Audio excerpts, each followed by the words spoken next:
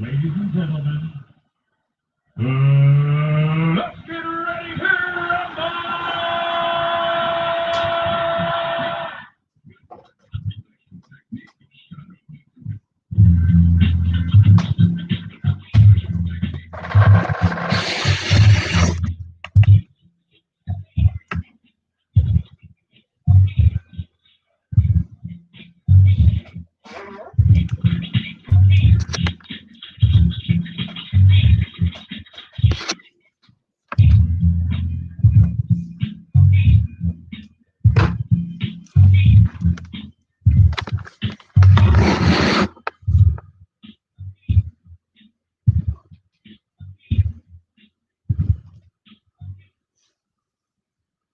Good evening, and thanks for joining into the December 20th, 2020 episode of the Boxing Source Radio Show. I am your host, James Bell, the leader of the Boxing Source on social media. You could catch boxing articles and more through the website, theboxingsource.net, and we are on social media through Facebook, Twitter, Instagram, have a YouTube channel. Just look up the Boxing Source and you'll be able to find us. We do have live simulcasts going down, right now on YouTube. And we have the hotline number 347-237-5539 to talk about everything that has gone down in the sport of boxing. Of course, we had a fairly big event over in San Antonio that we will be talking about. We will be dissecting that bit by bit, piece by piece, and also some fallout from this particular event, as there was a lot of fallout from that event coming from a few boxers that were in attendance there. So we'll be talking about that. We will also go into other action that was in Uncasville, Connecticut. As you had a main event there that was for the interim WBC Bantamweight Championship and had a fairly questionable result, to say the least. And also, you had two other fights that were on that main card on Showtime that we will talk about in a little bit. We also, will talk about a few things going down later this year and have consideration doing a show on December 27th that may be a year-end type of show there. So we will be going through that. But yeah, I wanted to break down what happened with Canelo Alvarez and Callum Smith. That was we had like a good amount of critique for this particular fight, and there are a few people that felt like the thing was a very good performance from Canelo Alvarez to get the unanimous decision win over Callum Smith, and there were some that weren't necessarily what was that, a good performance, I guess, because some people felt like Canelo was going to knock out or stop Callum Smith. But that didn't happen. I think, some people were disappointed in that. And I mean, for me, I just thought it was a great overall performance from Canelo Alvarez, was able to take everything that, that Callum Smith could do and basically dissect him over the course of 12 rounds. On the flip side, there was a few things that Callum Smith could have done in this particular fight that he did not do. And this was kind of like, I would say, kind of like one of the topics that was brought up before this particular fight. I would have thought that Callum Smith would have been more active on offense. I thought he would have been able to double up on a jab. I thought he wouldn't have, been on the same line, or line of vision as Canelo Alvarez and not, move away from Canelo Alvarez or move away from, the counter, lefts, or at least try to respond to the counters. He didn't do that in this particular fight, particularly in those first few rounds. It was like, you had a filling out process, but if you are 6'3" and you're going against someone that's 5'9" and you have an 8-inch reach advantage and you're not being active with your jab, you're not throwing something that has your opponent respecting what you do, then you will eventually get broke down. And that's what happened in this bout between Canelo Alvarez and Callum Smith. You just had Canelo Alvarez just, be like, oh, you're throwing a jab? Okay, cool. Throwing another jab? Okay, cool. You're not throwing the right hand? Okay, cool. I'm going to just walk you down. I'm going to walk you down, and I'm going to break you down. I'm going to walk you down, and I'm going to break you down. If you're not active with the jab, then I'm going to throw my jab. If you're actually going to throw a jab, and I know that you're going to throw a jab, I'm going to roll that, and then I'm going to come back with the left hook or a right hand. And that's basically what Canelo Alvarez did for the majority of the first half of that fight. Then he was mixing it up, working the body as, was expected there for this particular fight. And like a lot of people, I guess, in attendance were, were of interest there, I would say. And they, of course, they were cheering Canelo and things like that. And he basically had a very good performance there to get the unanimous decision win and become the WBC super middleweight champion, the WBA super middleweight champion, and the Ring Magazine super middleweight champion. He is now rated as the #1 guy at super middleweight. And it was, a real performance that, had me thinking like, yo, I really don't see any elements in a lot of these guys at 168 pounds that could do something to have Canelo Alvarez in trouble. Callum Smith was a guy that, he did win the World Boxing Super Series a couple years ago, and had that performance against George Groves there.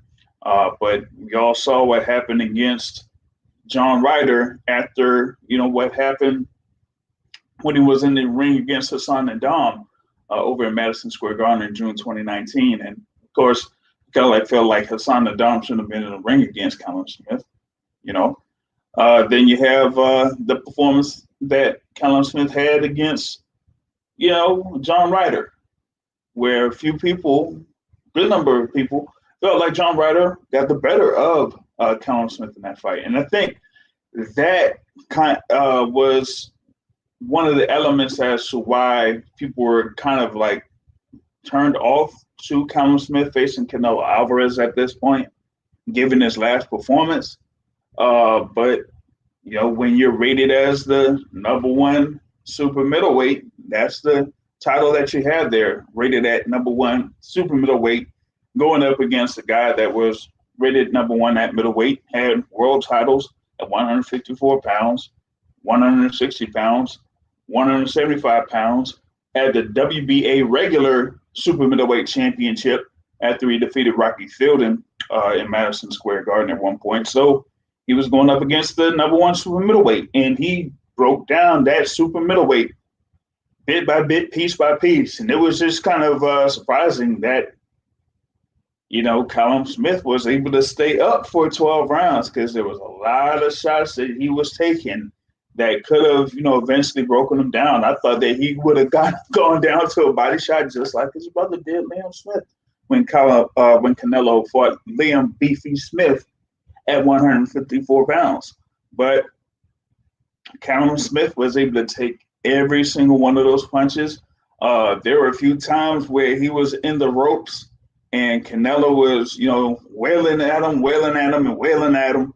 And either he was like catching those shots with his arms, or he was, ducking and trying to roll with punches and then get out of the ropes. But outside of that, you just didn't see Callum Smith be active with the jab, moving away from the line, moving side to side. I only saw it once. I only saw Callum Smith move over to the side once to make Canelo reset in his pursuit of Callum Smith. And that is definitely not the way that you could fight Canelo Alvarez and have any type of success against him. Either you're going to have to be very active with the jab, or you're going to have to throw the jab and expect that you're going to get hit with the counter and come up with another counter to that counter. If you're not going to do that, then you're just going to eventually have, Canelo Alvarez break you down and wear you out and either stop you or it's going to be a clear decision. And that's what we got, a clear decision win from Canelo Alvarez there. As, it was crazy that Canelo Alvarez and Callum Smith there at the same age. But Canelo basically had twice the amount of professional fights as Callum Smith. Yeah, I know. Yeah. He was fighting at 15 in Mexico and had been fighting in Mexico for 5-10 years or whatever it is. But still, that's like a great amount of professional experience that Canelo has had. And, ever since he, had that super fight against Floyd Mayweather at 154 pounds, he's been, fighting the best out there from 154 to, 160 to, now the top guy 168. And so, now I guess what's left is possibly, him fighting the best fighter at 175 maybe, or still, having those fights at 168 pounds. Maybe we're going to, revisit, those things here in a couple of moments, but just to, throw it out there. 168 pounds, of course, you have the world title situation. Yeah, Billy Joe Saunders did say something after the fight. Yeah, Billy Joe Saunders did defend his WBO version of the super middleweight title, and was able to get a clear decision win in his bout. And yeah, he was slated to fight Canelo Alvarez this year in May. So he's probably trying to get, into the front of the line of the Canelo sweepstakes, saying that, hey, I was supposed to fight him in Las Vegas this year, and because of this COVID thing, that whole fight just got shot down, and so now y'all just had Callum Smith get a fight ahead of me. So he feels like, y'all owe me one. So he's throwing his name in the hat. You do have, of course, one guy that was a potential opponent for Canelo Alvarez, and he is an IBF champ. But earlier this week it was announced that IBF champion, Caleb Plant, will be fighting at the end of January 30th, against Caleb Truax, with Caleb Truax being the top-rated remaining contender as of this point in the IBF rankings. Of course, Caleb Plant's last defense, was against Vincent Feigenbutz, who was at the time the number one contender for the IBF Super Middleweight Championship. So, now Caleb Plant seems out of the picture. One other fighter that has been brought up for a while, is the WBC middleweight champion, Jamal Charlo. Jamal Charlo moved up from 154 to 160, fought for that, that top spot at 160 in the WBC rankings, and tried to get a fight with Canelo. They named Canelo franchise champ and pretty much eliminated Canelo out of the picture. So those are among the potential opponents for Canelo Alvarez. There is another fighter that has been mentioned that I've kind of shot down as many times as possible, and we will revisit that in a moment. But we have a caller on the queue, one of the great contributors to this podcast here on the Boxing Source radio show from the it has 205 area code, should be Mr. Mike Brady on the line. What's going on? Hey, I'm doing all good, man. Doing all good. Just dissecting the whole thing with the Canelo Alvarez, Callum Smith fight, the performance of Canelo Alvarez, and what Callum Smith did, and it was partly what Canelo did right, and partly what Callum Smith did wrong, and it was probably more of what Callum Smith did wrong in that fight. But what were your thoughts about what happened over in San Antonio? So I think you made a good point. I want to add one extra thing to what you said. Quite naturally, it's about what each fighter did right and wrong. It's definitely about what Canelo did right. Very simple, walking with his hands straight forward, not using, like he used the jab, which his jab was more effective, which leads me into what Callum Smith did wrong. He didn't use his jab. He might have used it a couple of times when he was trying to, when he was on the rope or something, and he pretty much had to do something when Canelo was throwing shots. But for the most part, in terms of using his distance, backing up, trying to get range with the jab, he didn't do that at all. Like, that was pretty non-existent. But the point I was adding was, it ain't just about what Canelo did right or wrong and what Callum Smith did right or wrong. It's also about what these matchmakers did right.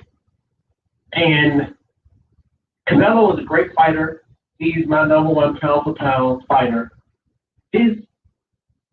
The fact that they matchmake him right does not take away that he's the #1 guy. Could that change if he fights, someone who has his Achilles heel, which is someone with quick feet who can move around?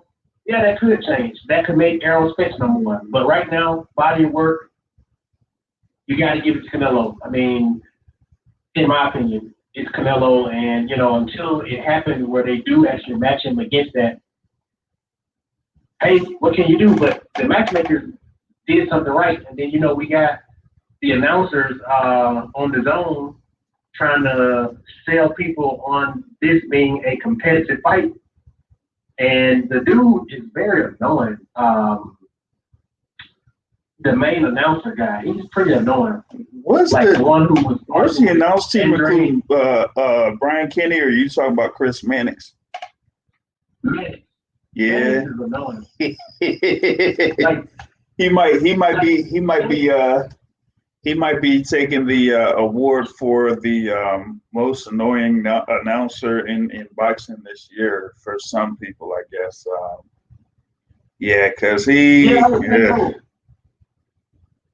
Like everything, like they always try to get somebody and say, hey, you got to fit in this mold where you're the, not saying Howard Cosell was like this, because I haven't seen much of Howard Cosell other than how they painted him when he was giving Ali a hard time. But you got to be that Howard Cosell and, make sure that you draw up interest in the fighter, blah, blah, blah.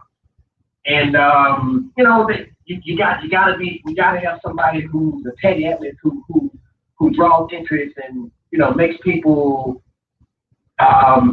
just gives them a different perspective and does it with a little bit of flair. Like, you always got to be the person going against the grain, or, just saying that, that statement, that awe-inspiring statement.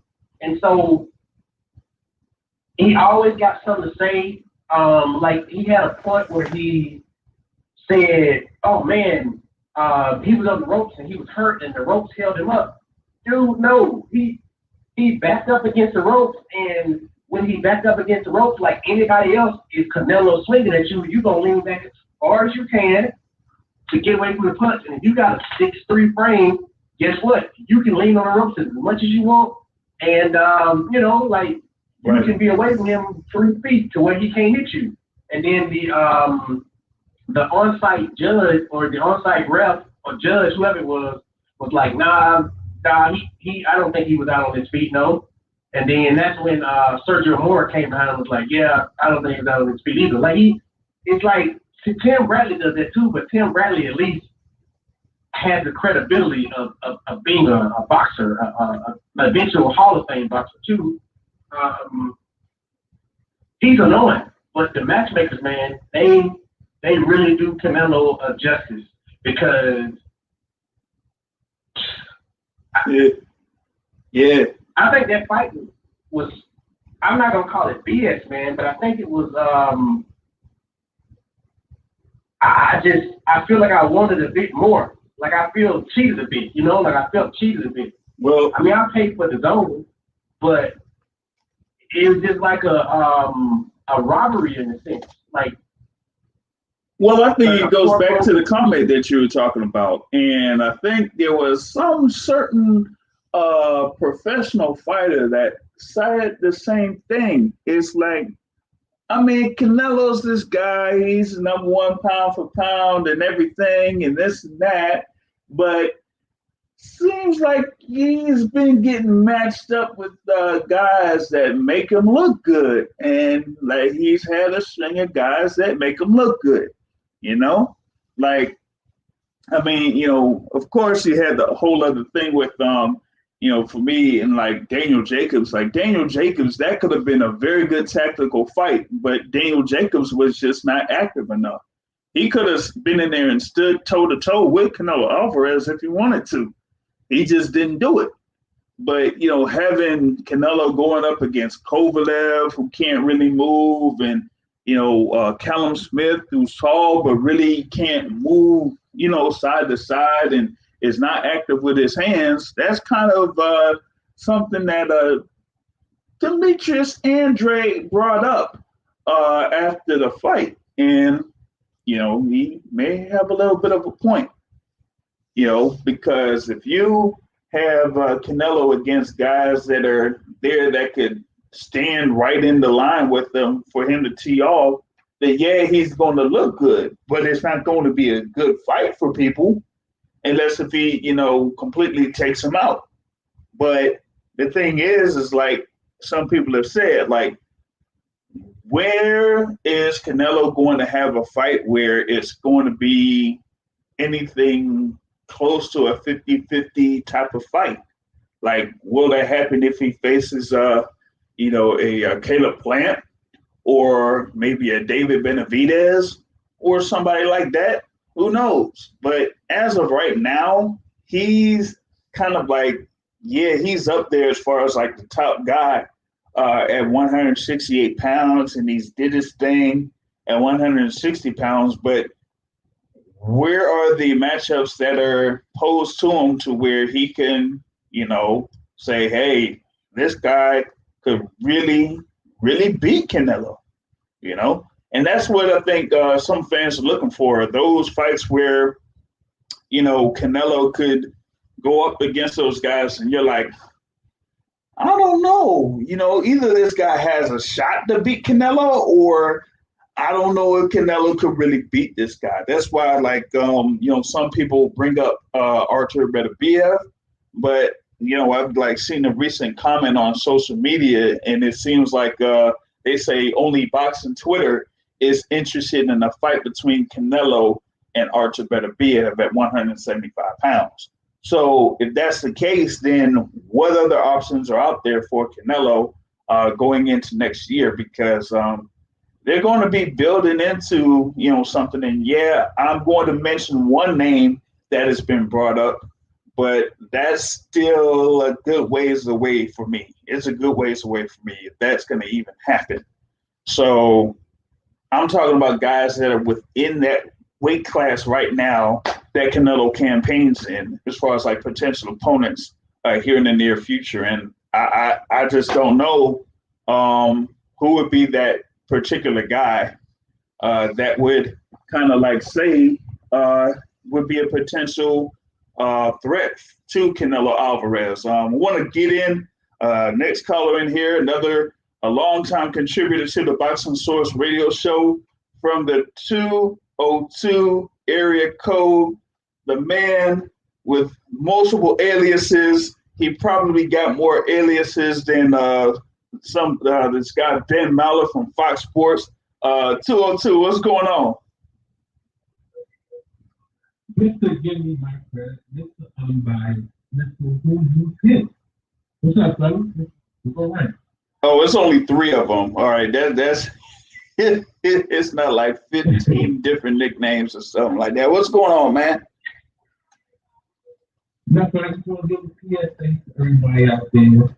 You know, sometimes it's good to be lucky. You know what I'm saying? So last night is the last minute before the fight. I put a couple dollars on Gavarro to beat Rodriguez, and he definitely did not win that fight.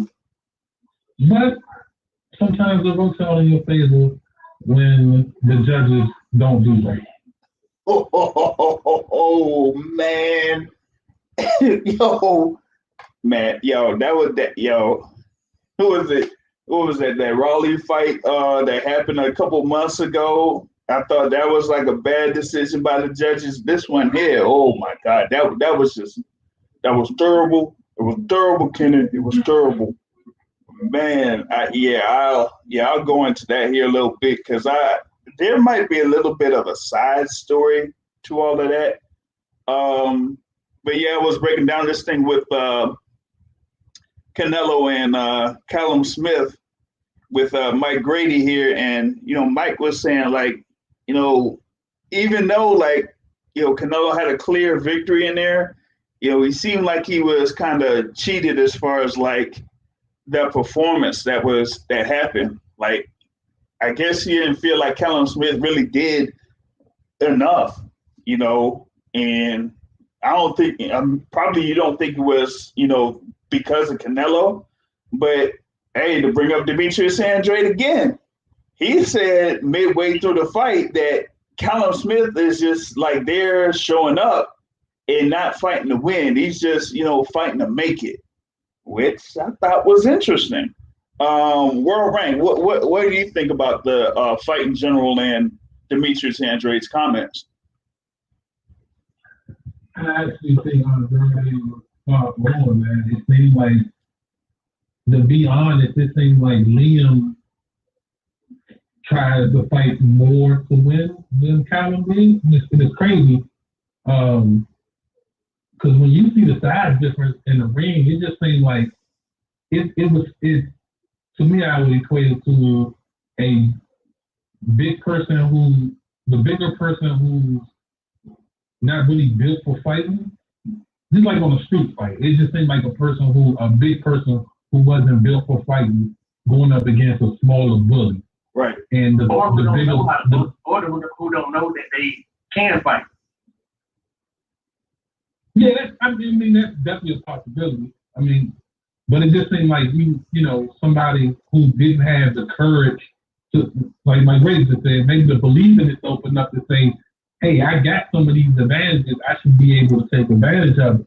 But also, Smith was never the outside fighter people wanted him to be in this fight. Right. If you look at all his past fights, he's an inside fighter, and sometimes you can get guys like him and Paul Williams and other guys who negate their advantages. So Paul Williams has worked out pretty well in his career, even Callum Smith to a certain degree. But when you step up in level, you need all the advantages you can get, and he just didn't take advantage of what he had. And I agree with Andrade. It seemed like he was just there, not just there, but it seemed like at some point he was defeated enough just to say, I'm just trying to last. I'm just trying to make it 12 rounds. Right. And he didn't do anything in order to try to see if there was any openings that he could use on Canelo. He didn't switch things up, on a consistent basis to get any more success against Canelo. He was very economical in his punches in the first half of the fight. And then there were some times where he had spurts where he threw 3 or 4 punch combinations when he had the spacing. And I'm like, okay, where was this in the first few rounds?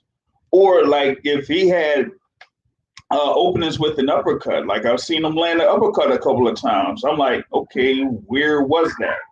Or, like you're saying with Callum Smith's overall approach in this fighting, like he fights on the inside. That's cool, but you need to do some work on the inside and then move away, step back, or move off to the side before Canelo responds to you so that Canelo resets.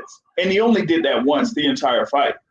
And I was like, that just shows like to me that he was, just there to be there just to make it through that particular fight, and not get yourself knocked out or, significantly beaten over the course of the fight. You know what I mean? Yeah, like you said, there were some times where he threw some uppercuts and he threw some body punches that looked it real good if he committed to it. But it seemed like he wasn't throwing them with bad intention. Like it seemed like he was throwing it as like a get off me type stuff. And it's like he would always not take a step going forward. It was crazy. It was like, dude, just take a step forward and just see where it would get you. Just try it, because this backfoot stuff ain't working, bro. It's just not. You know what I'm saying? It's really not you. So why would you take that approach against somebody who is probably, I would consider Canelo a better defensive fighter than you. You have to, in this type of environment, when you see Canelo in his past fights, you have to take chances. This is something Andrade must learn, Charlo must learn. We've seen in past history, trying to go 12 rounds with Canelo and trying to outpoint him ain't the way to go about it. Floyd did it, but Floyd is Floyd. You cannot be Floyd. You know what I'm saying? So you got to take the approach. Floyd got a tie. I got to be. Floyd got a tie in one of the scorecards. Oh. Say it again, Mike? Jay, are you gonna say it for me? I'm got some food in my mouth. Canelo was able to get a draw. Shout out to that judge for giving a 114 score in that fight. Adelaide Bird. Yeah, but in those circumstances, it's amazing to me that what you're up against with Canelo, and these guys continue to fight this passive type of fight. Like you cannot win beating Canelo like that. And it's just like these guys are okay with grabbing the check, trying to last 12 rounds, and trying not to get knocked out, and trying to, not ski their way, but just trying to nip and tuck. Like come on, like you getting paid big money for these fights on a big platform and trying to. Man, I don't know, man. You can't. His little brother. It's like your little brother put in a better effort in terms of trying to win than you did. Your little brother went out on the shield. Like he tried. He just was outdone. You was like, man, I'm just trying to make it to 12 rounds, and I'm gonna throw this little, these little uppercuts, these little body punches, and try to keep them off me. But I ain't trying to win for real. Yeah, I'm gonna throw this jab while I'm backing up. I'm gonna get to the ropes, and when he tries to wail on me, I'm gonna try to slip here and slip there and try to duck off to the side, and just repeat the same process for 12 rounds. And we had the instance where I felt like he allowed Canelo to tee off on him on the inside, and when he had his arms up, like, he didn't throw any punches. So you know what Canelo did? He was like, you know what? Okay. Either I'm going to land to the body or I'm going to land on your arms. So one way or another, one part of your body is going to get hurt. Either it's going to be your solar plexus or it's going to be your arms. And those punches downstairs, like, landed on the arms. But now you just, heard that, like, Callum Smith's, right arm was basically near mincemeat, you know what I mean? And he just allowed that because he didn't do anything to have Canelo Alvarez respect him. I was saying before y'all got in, like, if you're going to throw a jab and you know that Canelo's a counterpuncher, you need to respond to that counterpuncher so he doesn't feel like he could counterpunch that much. You know, it's like, how do you fight a fight like this? Like, I know that he, like Callum Smith, doesn't really fight tall that much, but a couple weeks ago, you had the blueprint of what you do when you have the length and the reach. Errol Spence just showed you what to do against a counterpuncher, and you didn't even do that. So I'm like, man, yeah, he just looked like he was just there and was thankful to make it there. What did he show? What was that, Mike? What did he show? Oh, Spence? He said, what did he show what to do against the counterpuncher? What did he do? What you saying he did? Like, use his length, be able to dictate the spacing between you and your opponent, so that when you do throw and you do have someone that's a counterpuncher that wants to respond, either he misses with that counterpunch or he doesn't get the full effect off that counterpunch if he lands. And also, you respond to that counterpunch because you have the distance. So once he does counterpunch, you know that you have the range to hit him right back. And I just didn't see that at all from Callum Smith, because whether it was his overall fighting style or, like we were saying, he's just there to be there. And I was like, come on, man. Can't do that against Canelo Alvarez. Was that the hook that Canelo was trying to land? The left hook, was that the punch he was trying to land all night? Because it seemed like it was one punch. He was trying to level Smith up, but he could never really get it clean. Was that the left hook? Yeah, it might have been the left hook. I don't know if it was like a counter though, or more from like a counter. But yeah, he was trying to land that left hook. What's this? It was like he was jumping in. Like real wide, like slugging kind of punches. Yeah, Canelo was a little more tighter than Danny was, but it was one punch. He was throwing and he was trying to get it. If I remember, it was the left hook, but I'm not totally sure. But it was kind of lucky Canelo didn't land that clean. And another thing, what Mike talked about last week in terms of heart and stuff, in terms of fighters, Callum didn't have that dog in him. Like, that's something he was missing too. It was like he didn't have the dog or the grit to be like, I'm trying to win this fight. I want to win this fight. Never in the time in there, in any of those 12 rounds, it seemed like he digged down and was like, I want to do something this round. Or, I'm going to stand my ground. I'm going to do. It was never, in the whole 12 rounds, there was never a time where I thought like that.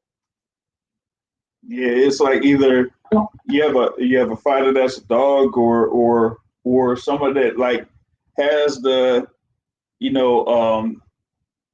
the identity of like a killer in the ring, and you definitely don't see that in Callum Smith. I'm sorry, you just don't see that. So how is Canelo going to be in any type of trouble against someone that doesn't have that type of style?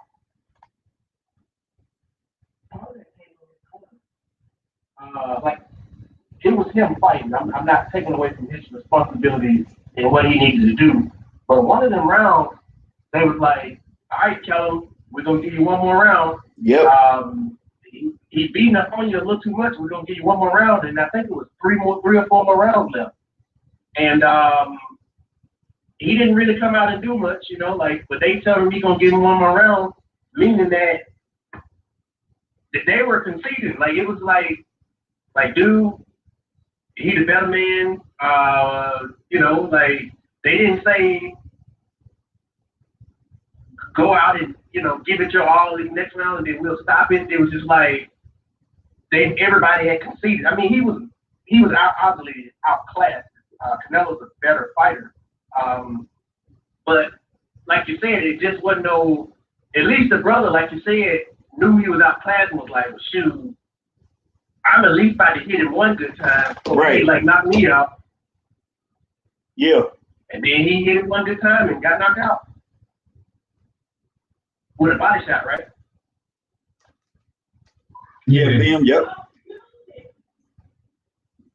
My thing with this fight, though, if I knew nothing about Canelo and all I knew was that people were saying he was in the race for pound bet. This does nothing for me not knowing what I already know about Canelo. Canelo submitted his pound for pound before this fight, in my opinion. If I had not seen what I have already seen from him and seeing the level of competition that he faced and the level of competition that competition faced, this would not have told me much about him deserving that claim. And it's just like, I don't know, like, I don't see how they're like saying that he's the number one guy now by beating this guy. This guy definitely is not the best guy in the division by no means or no stretch of the imagination. So it kind of like, it upsets me a bit that like Canelo deserved the accolades, but it's like false accolades. It's like Indongo. Hey. I'm serious though. It's like Indongo, where Crawford gets all of this praise for beating Indongo. We know who Indongo is. Indongo ain't that good. He's a very limited fighter. If he fights anybody who has a decent level IQ, he's going to get knocked out. He's not good at all. This guy, Callum Smith, don't know how to use his range, which means that if he fights any guy that's good, that got a decent level of power, he gonna lose. I mean, I think now, Go ahead. Now I got to challenge you on that because Go ahead. we get in this discussion about how good somebody is, but what is it based on? Like your point is valid because you're saying it from a technical aspect of it. I mean, your points are valid, but at some point we gotta validate who they beat. You know what I'm saying? So you can have all the skill in the world, but like Terrence Crawford, but if you didn't beat anyone, it doesn't really matter. You can be offensively gifted, worldly like Gary Russell is, but if you have Gary Russell's career, then it's like a catch-22. It's like, okay, the talent is clearly there, but the level of accolades do not match. So we get these differences of opinions because Callum Smith, from a resume-wise at 168, is relevant. Now, I got to be honest. There was a point right after the Super 6 where I thought he was the best super middleweight in the world. Mm-hmm. And like I said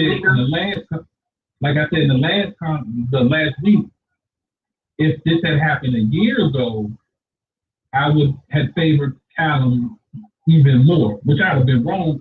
But it's hindsight. The same thing with Crawford and Indongo. When Crawford beat Indongo didn't have a loss, so it wasn't necessarily easy to tell his level. And what his accomplishments are much better than him as a fighter. So sometimes Callum Smith and Indongo, their accomplishments are better than the actual fighter, and it's hard to gauge talent to resume. You get what I'm saying? So when you say Callum Smith isn't good, if I didn't know anything from that fight, seeing Canelo beat up a bigger person, a much bigger person, is much relevant to me if I don't know anything about the sport. Because I'm like, why is this little ass dude beating on this big dude? Like, are they even in the same weight class? Like, I wouldn't see it as the little guy is good. I would see it as he's beating up a bigger guy, and I feel like there should be some credit for that. You don't think most people look at the fight who don't know nothing about boxing is like Canelo fighting his bum? You don't think most people left their fight saying that Canelo fought a bum last night from that performance, from how he was literally after round 4 started to try to survive?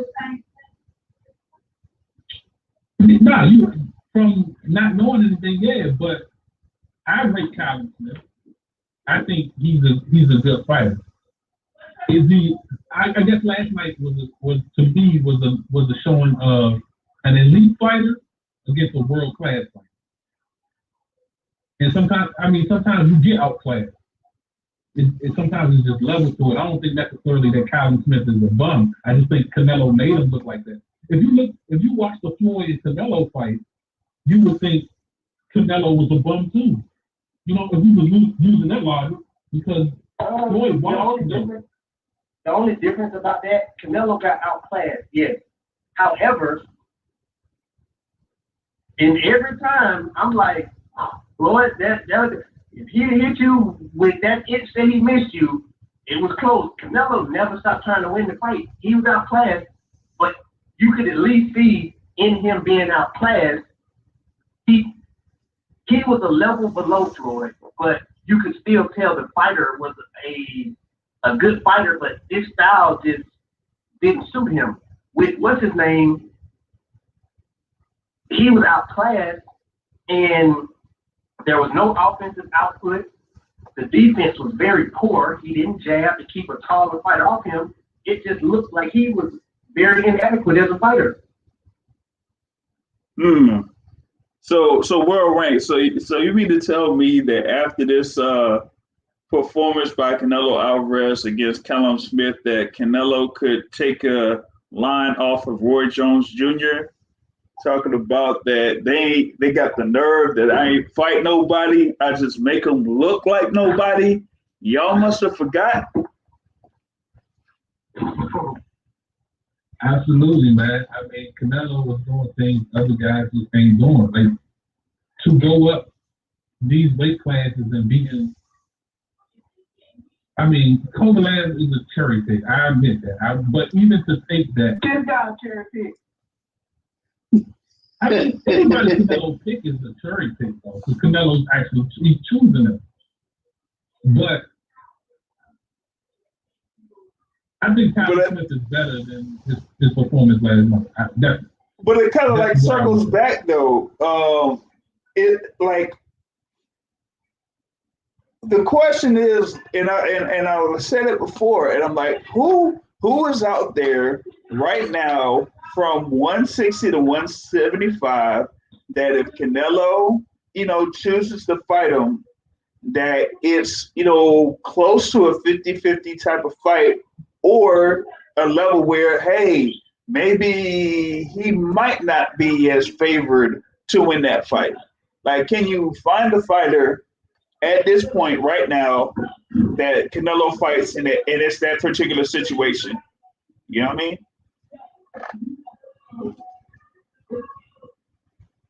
Like, answering that question, Beterbiev is a big boy. So I think off the strength of him being a big boy, like physically bigger than Canelo, that would give Canelo problems. Because I wonder if Canelo could hurt him. I think he can, but can he hurt Beterbiev? I don't know. That's a big boy. In terms of the style that is Canelo's Achilles heel, anybody with fast hands, fast feet. Well, Amir Khan had fast hands, but his defense. So anybody with fast feet, with educated feet, which means that Caleb Plant won't win the fight because it's going to go to decision. However, Caleb Plant is going to give Canelo fits, especially if Caleb Plant has enough power to be able to keep Canelo off of him. Caleb Plant will jab. Caleb Plant will hit Canelo in the eye all day. And, he'll make Canelo reset. So in terms of like winning the exchanges, I think Caleb Plant can do that. Does that mean he'll win the fight? No, because like he already down 3 or 4 rounds. Unless he hurt Canelo, knock him down or something, he ain't gonna win the fight.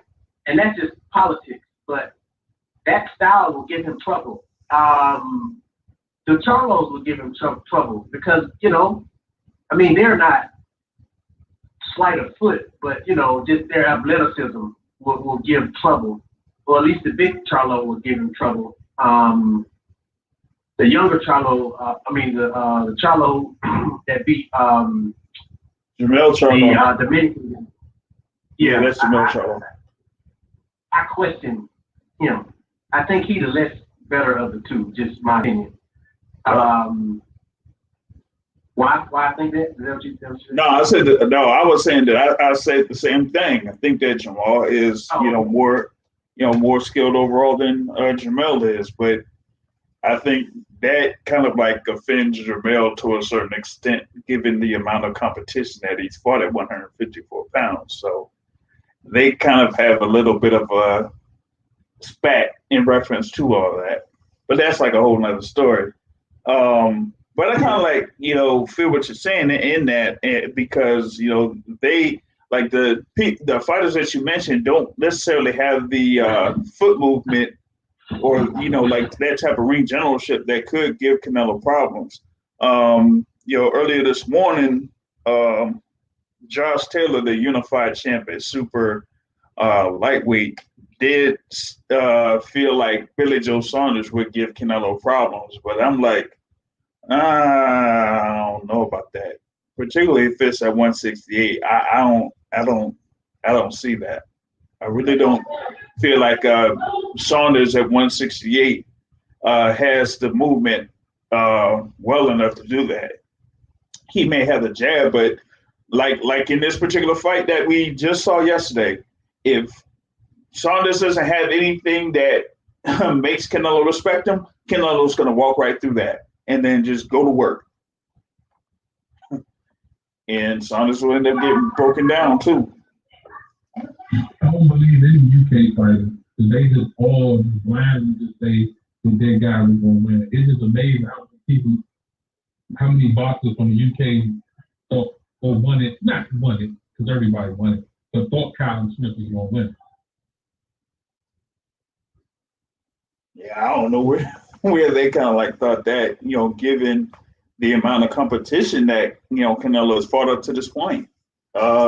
He's had the best resume in boxing for the past 5 years plus, so I can't really necessarily get that in comparison to Callum Smith, who's, biggest win is against George Groves. And after that, who you have? He fought Nicky Olsen or, like I said, a Hassan Ndam, a John Ryder. He did beat Rocky Fielding too, but I'm like, yeah, but then after that, then what? So, what would be another thing that could have been a quality win for him, like an Eric Skoglund? Like, I'm like, if you really aren't, into the sport like that, you wouldn't recognize that as being a significant win for Callum Smith. So, I mean, it is what it is in that instance. So, like, I mean, what can you say there for Callum Smith? I mean, I think that, some people, you were talking about mentioning the UK fighters or whatever it is, or like fans in the UK, like I've heard that there is a possibility that Callum Smith may not be at 168 pounds for much longer anymore. He may end up moving up to 175, given his frame and everything like that. So this may have ended up being his last fight at 168 pounds. That's that loser syndrome that I talked about previously. When guys lose, they got to make changes. And the number one change they make is either switching trainers or moving up in weight. Mm-hmm. And we mentioned that a couple of weeks ago when it came to Danny Garcia. So, but in this case, I think it's interesting because there's still like a good amount of fights that could be made at 168 pounds for Callum Smith. Like, this is his first professional loss, and I mean, this is like like how they react. Like, oh, we got to move up. Like, okay, you move up and you're gonna go up against who? Like, who are you gonna match up against there? At 175. Zurdo Ramirez or something. He did fight this past weekend. But, outside of that, like, what are they going to do for Callum Smith? I just don't know what it means. They got a lot of UK dudes at 175. So they won't be meaningful to us, but for him, they got guys, they got the Callum Johnsons, the Blue Options, the Yard. They got guys like, they ain't relevant to us, but they got people to line them up for. But I guess the question is, what do you guys think Canelo do next?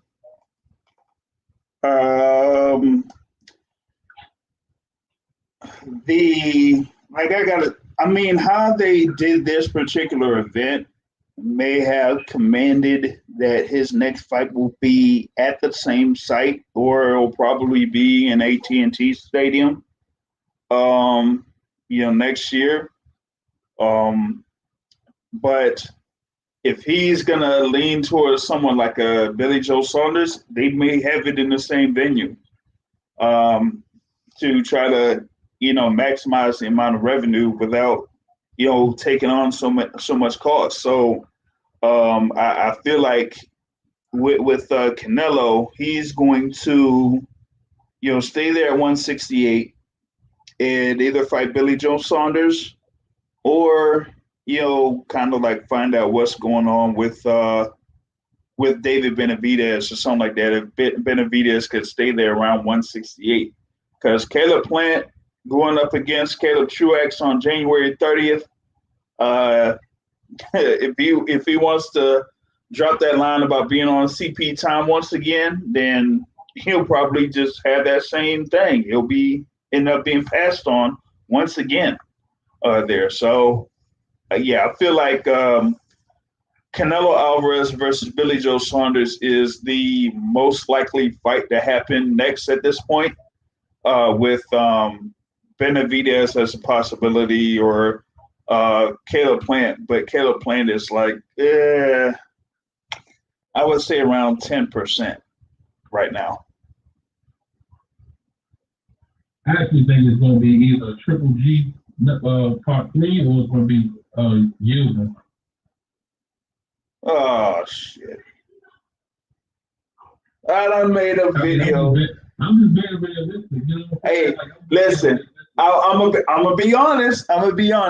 I would rather see Canelo Alvarez fighting Anthony Yildirim in a WBC mandatory defense than seeing Canelo Alvarez and Gennady freaking Golovkin. I don't want to see another Canelo Golovkin fight. Screw it. I'd have made a whole video off of it.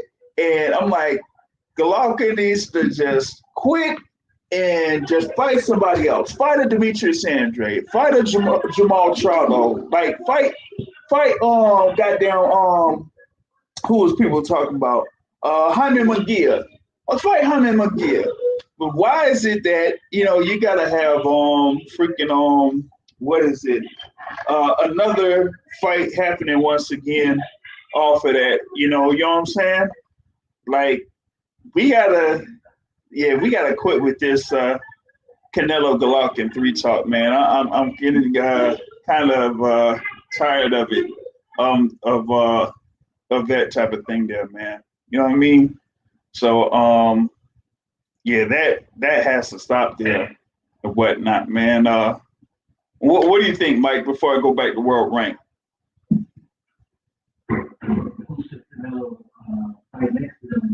Yeah. Yeah. I'm gonna get who I want him to fight next and who should be fighting next. Who would I like him to fight next? Either Caleb Plant or does B-Ball still have a belt at 175? Yeah, WBA. Yeah. So I think B-Ball at 175 is the task of least resistance. B-Ball has a style that potentially could get in trouble, but B-Ball don't jab and kind of got a few deficiencies which Canelo could take advantage of and pressure him. But I think B-Ball is slight of foot enough to give him problems. I think he's the weakest duck up there, to where Canelo could get another belt at 175. Mm-hmm. And that'll probably be the safest fight at 175 in terms of the champion. Caleb Plant would be a good fight in terms of Canelo probably thinks that he's bigger than him and probably could bully him. Right. But Caleb Plant would give him trouble in terms of the jab, in terms of movement. And it would be interesting to see if Plant's win would betray him in the fight. Like, it'd be interesting to see Caleb Plant have to go to another level.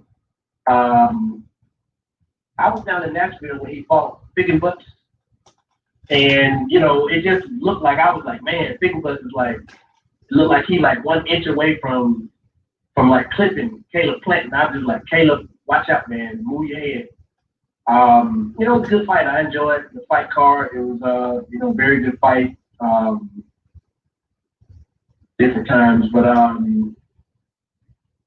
yeah, Caleb Plant or the other guy, B-Ball. I think those are the. Caleb Plant is probably less safe than B-Ball, in my opinion.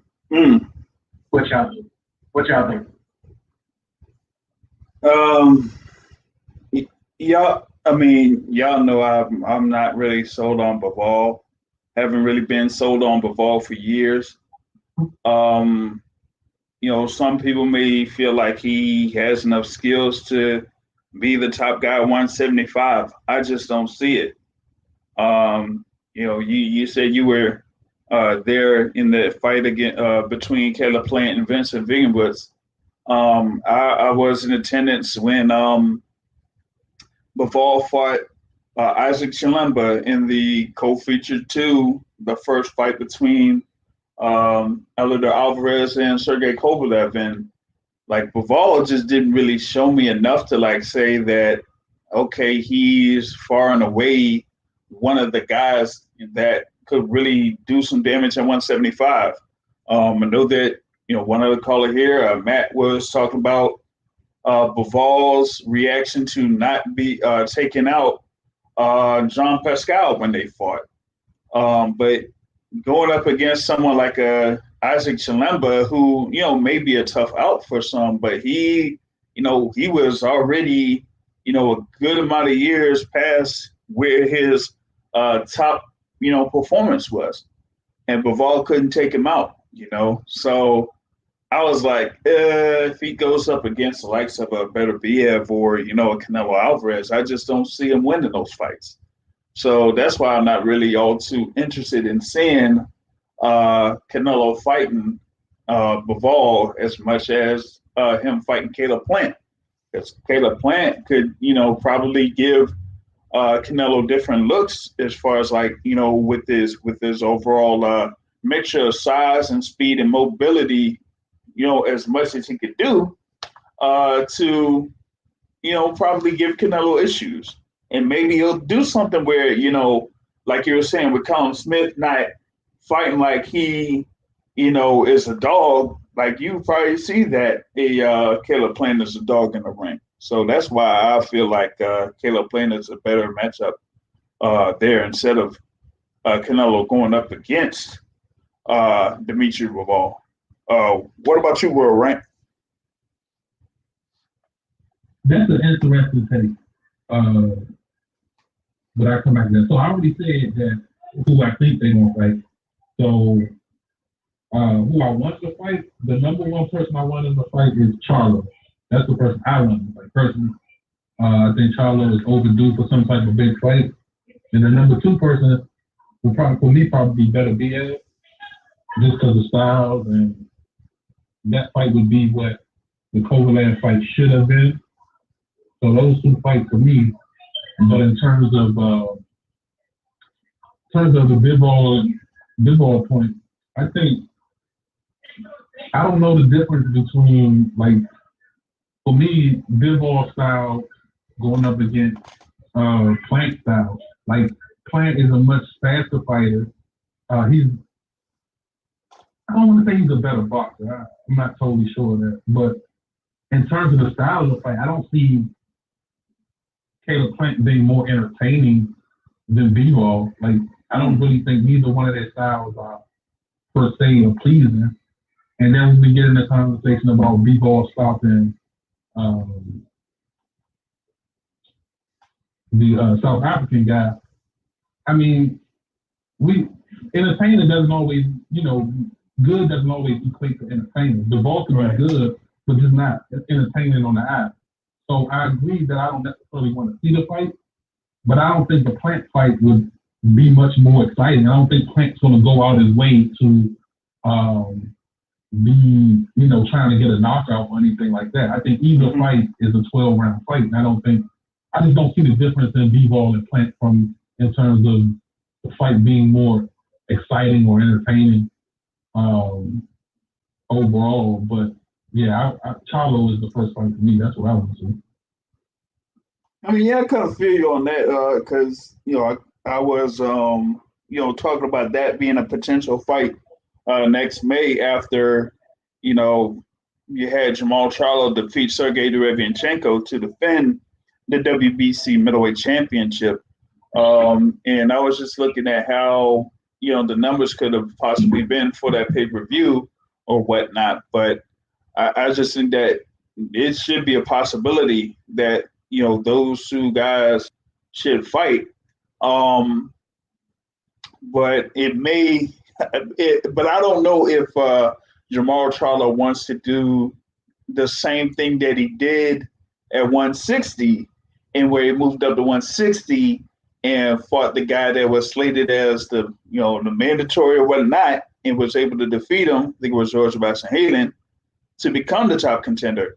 Like, will he move up and fight Abner Yildirim and try to take his spot, or and to try to force a fight with Canelo Alvarez, or will he just stay there at 160 pounds and see if he could get another fight there at 160? Maybe what was it? They were possibly talking about him fighting Chris Eubank Jr. But outside of that, I really don't see like a unification fight because that him and Demetrius Andrade, that fight's not going to happen, and we know that Gennady Golovkin is not going to fight him. So that may be the option there for a Jamal Charlo there in order for a fight between him and Canelo Alvarez to happen. So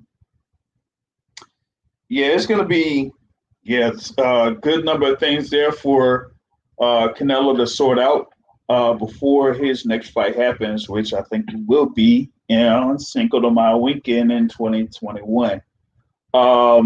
Probably go ahead.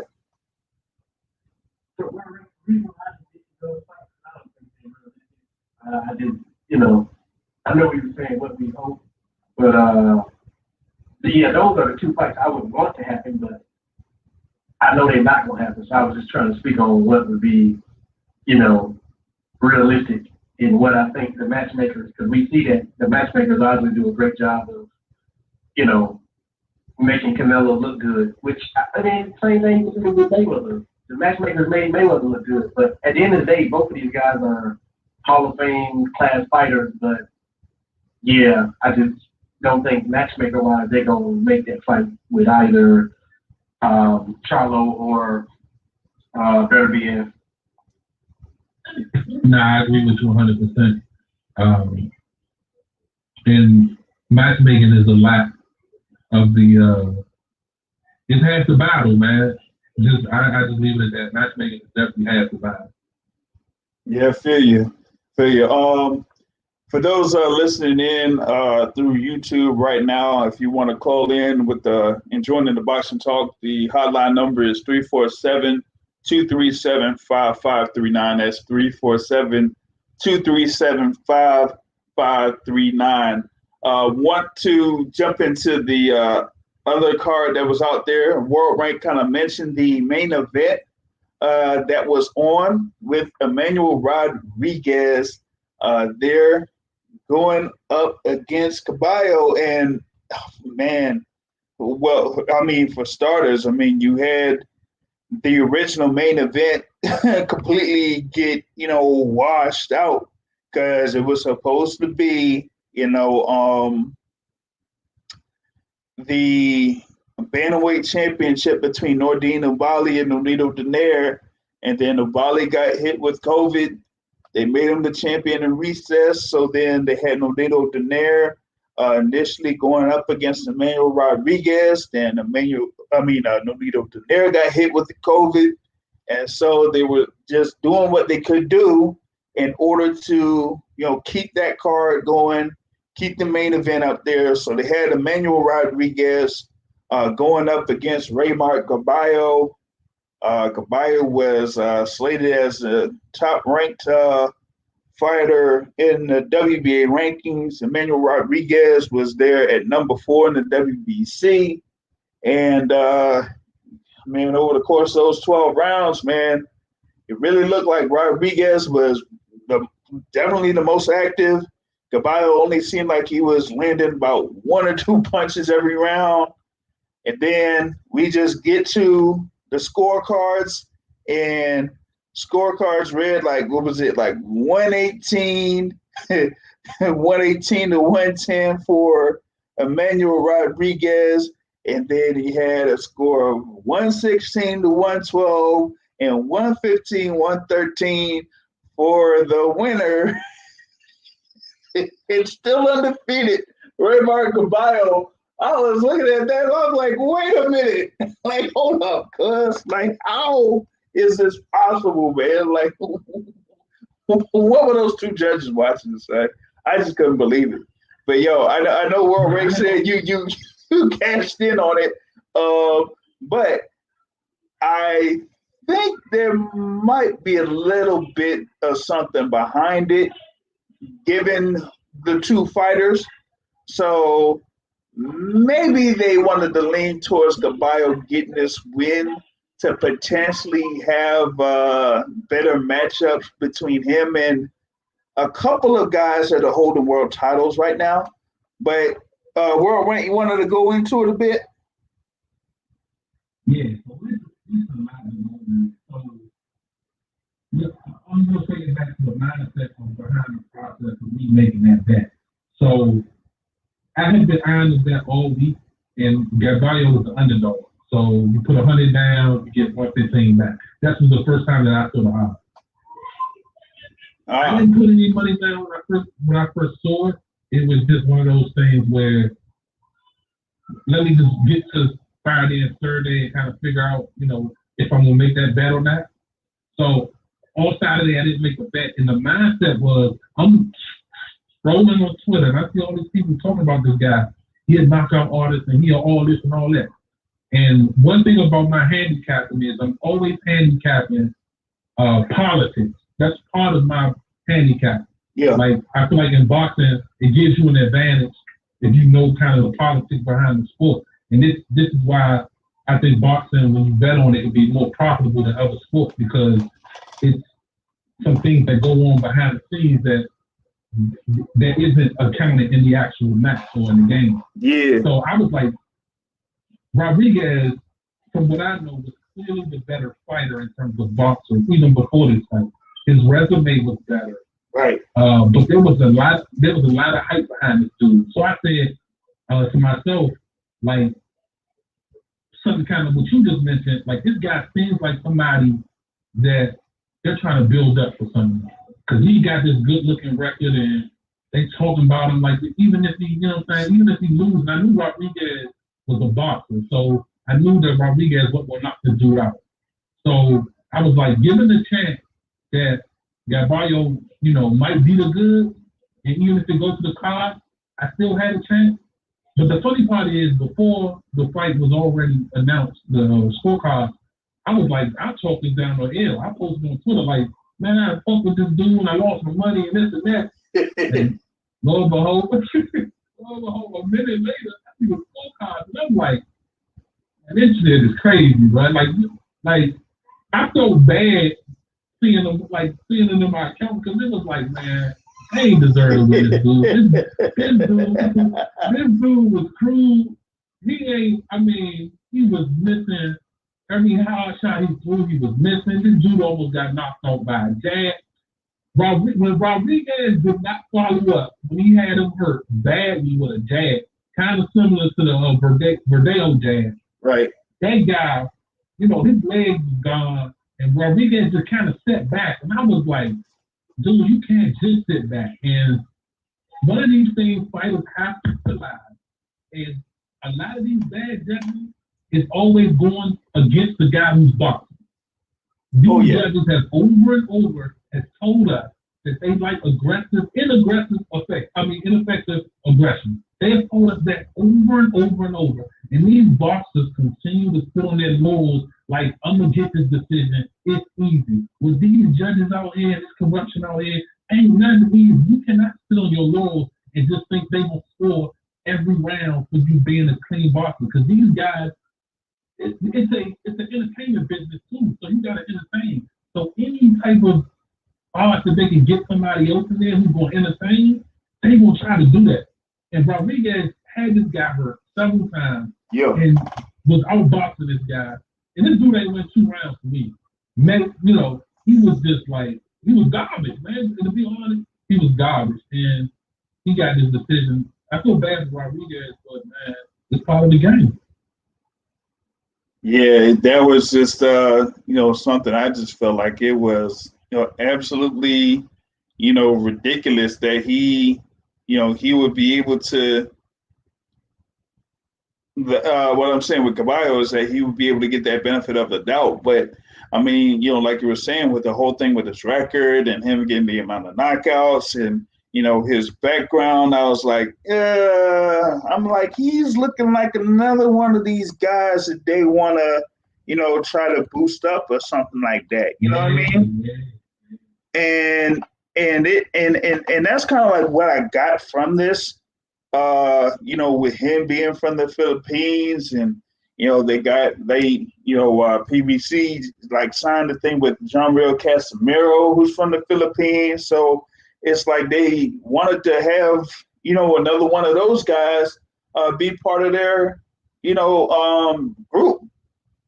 And given, how many fighters that they have there at 118 pounds, I'm like, yeah, they have a good amount of matchups that they could, put together on there. So with Caballo, it's almost like, hey, we get Caballo. This could possibly be, a potential matchup against, maybe against the winner of Donaire Ubali if they try to, put that matchup back up, or have Caballo be a voluntary defense for John Casimiro next year, and see if they have like a fire type fight between those two guys.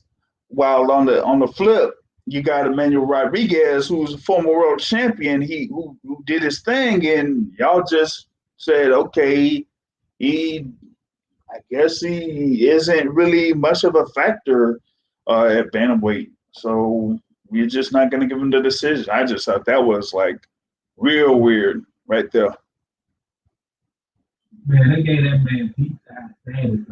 Yeah, like, they killed his career right there. They literally killed his career right in the neck. From now on, he's going to be an opponent. Watch. He's going to be he had an opportunity to, his next fight is going to be an important one. Now he's just going to be a B-side. And last night, like, people be like, bantamweight, 118, all this death and all, they got these type of fighters and all that. Bruh, Gary Russell, off that one fight last night, to me, would beat the other 3 people that fought at bantamweight last night. That's, like, it looked like they be hyping these divisions up, like, and they was talking about Gaballo, like he trained with a new way and all this and all that. Bro, I ain't see that in the ring. You ain't bring nothing you learned with a new way in that ring. You ain't bring none of that. And it was like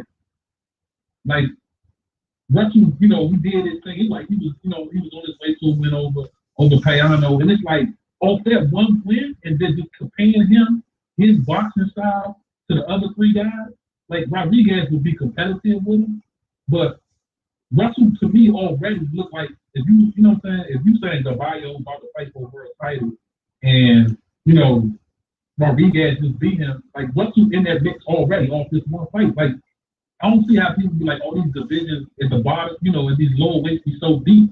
Like, this dude come in one fight and he looks better than the other 3 guys that fought last night. To me, yeah, it don't look like there's no real, like, okay, in the way, he all right, what I'm saying? Casimiro, he all right, what I'm saying? But to be Rigo, he good, what I'm saying? Rigo, but to say, oh, he's the best divisions and all these weight classes and all that. Nah, you got one guy like Russell coming in and he looks better than the other three guys who are proven guys in the weight. Like this division ain't all that. Yeah, and the thing about it is with Russell's performance up until the fight got halted through the head clash at the beginning of round 7. I mean, he's going up against Juan Carlos Payano, who was not only a former world champion, but he gave Daniel Ramon a good run at 122 pounds. So it's like, hey, I mean, like you said, they could put up Gary Antonio Russell there against any one of those guys that they have available at 118, and he definitely have a good shot at winning against those guys. And he talked about he would like a fight against any one of them, even against a Josh Greer or Mike Plania. He mentioned all of those guys, not just the fighters there that are holding the world title, but other top contenders at 118 pounds. He's like, yeah, just go ahead and line them up. I'll be ready to take them on. You know what I mean? Yeah. Match him up against Gennady. He's not the favorite. Well, he can't be that good. That dude is straight trash, man. Like he's not good. So I definitely looked out like that. Yeah, I mean, yeah, you definitely got good on that, man. But I think there are a good number of people that didn't luck out. When it came to that co-feature bout. Because it was going to be, Jerron Boots Ennis there against Chris Van Heerden, where in another sense, you had someone that, he was supposed to fight Thomas Delorme, and Delorme got hit with the COVID. So they tried to, fit something in with, Boots Ennis. And I think, given some of the word that I received, in reference to Boots is that, at the time they wanted to try to get him in with a couple more fights before they really try to unleash him. So they fit in this fight here with Chris Van Heerden. And, hey, I'm talking about within those first 2 minutes of that first round, you saw that Boots Ennis was ready to tee off on Van Heerden. And then, it just happened, man. Van Heerden, his top of his forehead landed on, the side of Boots Ennis, where it's like around, Ennis's eye and cheekbone, and it just split Van Heerden open, and it was like, real gruesome off that. And it just ended up being that they had to stop that fight immediately there. So, I mean, it's bad break there for Boots Ennis. Ennis says that it hurts and that, he worked hard for it. But he says that he's probably going to get right back at it, real soon. Some people feel like they might try to get him in there by the end of next month. I think he probably still could end up fighting Thomas Delorme if Delorme is fully recovered from the thing for COVID-19. So I think they want to just go ahead and go forward with that bout if Delorme is fully recovered. And then after that, if Ennis gets that win, then it's off to the races, I would say, for Boots Ennis there, Hey, man, what you think about this? I didn't see a lot of the card, but I saw the headbutt, which I guess that was most of the fight, maybe. But I think he's technically gifted. I think that he has a lot of upside, but there's no but on that, period. He has a lot of upside. My only qualm is, like with everybody else, true talent tells over time. He in with guys that he's supposed to be, which means that he has no fear of throwing his hands. What happens when he is in with a guy who I know he had one fight where he didn't look as great. I remember seeing that fight. But it seemed like almost his last few fights, he just let his hands go and show his speed and get people out of there.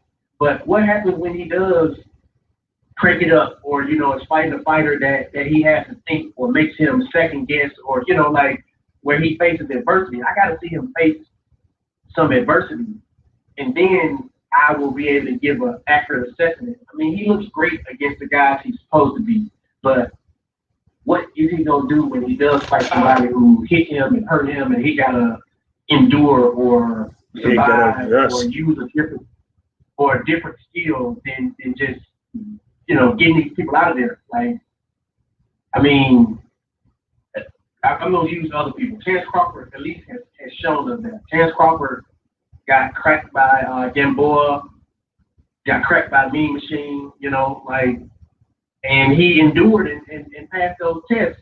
It just is unfortunate that Terence Crawford, the highest level fighter that he fought was Kell Brooks, or the guy who cracked him, Gamboa. That's to me the best fighter that he ever fought. Amir Khan don't count because he's like an older version of himself. So name-wise, sure, Amir Khan is probably the best fighter name-wise, but talent-wise, Gamboa or Kell Brooks, like, he done shown you his grittiness, he done shown you his will to push through, but he got to fight somebody good. He got to fight somebody where he got to pull through. And so that's my thing. Boots is good. However, when he does fight that person that he just can't blow out of there, how is he going to respond? Is he going to respond like Agent Broner, or is he going to respond like Errol Spence, Hey.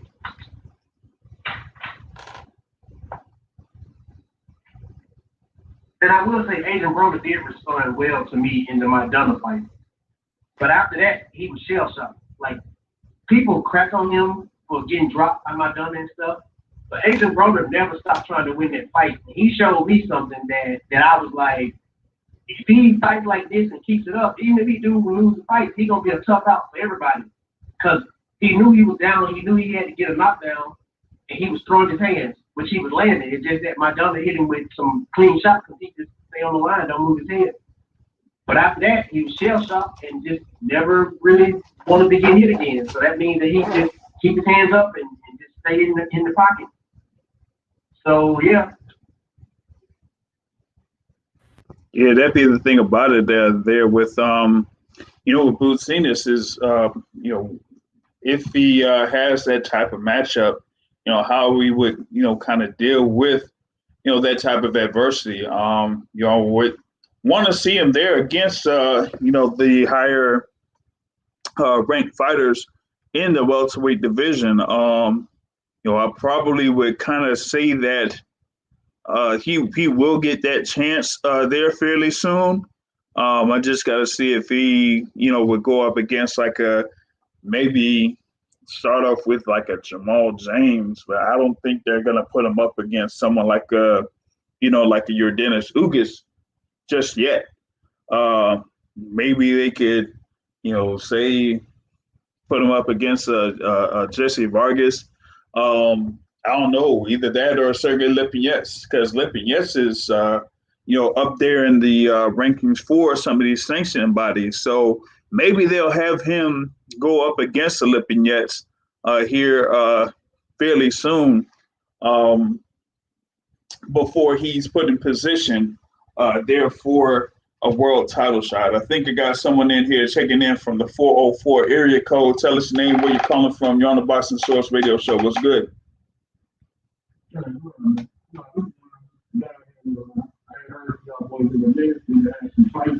So I figured I'd check in and see what y'all was talking about tonight, man.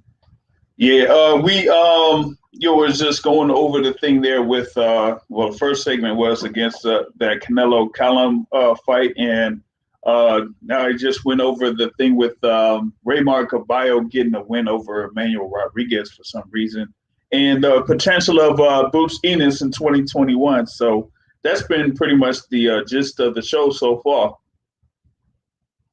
Okay. Yeah, and just because you guys are boxing gets a lot of flack for the politics in boxing, how money moves things and things like that. How come people don't say the same stuff about college football? We see the same stuff happen with college football, but somehow they're walking around with a clean image. But boxing gets held for any small infraction or anything that looks like it might be suspect. College football, they can say, man, that team only played 4 games, but they played in the playoffs. Why? Because they got money. But you know what I'm saying? With boxing, everything is scrutinized to the ninth degree, man. I feel you. I follow the sport of college football pretty much as I cover the sport of boxing, and this year we have this thing where the college football playoff is now set, and they have a team that has played 6 games in an entire season, and they're ranked number 3. While other teams have had full seasons, played more ranked teams, and not even sniffed the top 10, probably in like a Coastal Carolina. And that sport is more about the haves and the have-nots. Because just give a quick example. Like, you have all of these teams here that are put in position to play in the college football playoff, or playing in those major bowls, the Orange Bowl or whatever it is, and get the money off that. But on the flip side, you have someone like a Cincinnati that could put in the work, a Coastal Carolina that could put in the work, maybe a BYU that's out there, something like that. And shoot, Coastal Carolina probably played more ranked teams than Ohio State did this year. And they get put all the way down that line, while other teams like an Iowa State or an Oklahoma or Florida could go over them with about 2 or 3 losses in a whole season. But it has the same amount of politics as the sport of boxing does. But sometimes that's how it is there. Like I said, haves and have-nots in college football with the programs and the conferences there, and boxing is more about the promotions and how in their relationship with the sanctioning bodies. Right. So Canelo looked good, I'm assuming. I didn't see the fight. I kind of missed it. Yeah, I'd say Canelo looked good, but Callum Smith didn't really do enough in that fight. Callum Smith is there, like I said, he's supposed to be 6'3" with an 8-inch reach advantage over Canelo Alvarez, but he doesn't really fight tall. So he didn't fight tall at all against Canelo Alvarez, and allowed Canelo Alvarez to get to the inside and get put in work and pretty much battered him over 12 rounds. And for a few people, Callum Smith just looked like he was just there to make it through 12 rounds, in comparison to his brother Liam, who's 2 divisions lower, but at least put in the effort to try to get to Canelo Alvarez, even though he got stopped with a body shot. But still, it looked like he wanted to be more competitive in the fight against Canelo Alvarez in comparison to Callum Smith. So yeah, Canelo gets to win in unanimous decision, and he's viewed as by many as top pound for pound fighter. It's just that Callum Smith just didn't look like he was there to really give Canelo a real challenge. And so now it's like, what's next for Canelo Alvarez in 2021? Yeah, that could be interesting. I know they're not talking about Triple G again.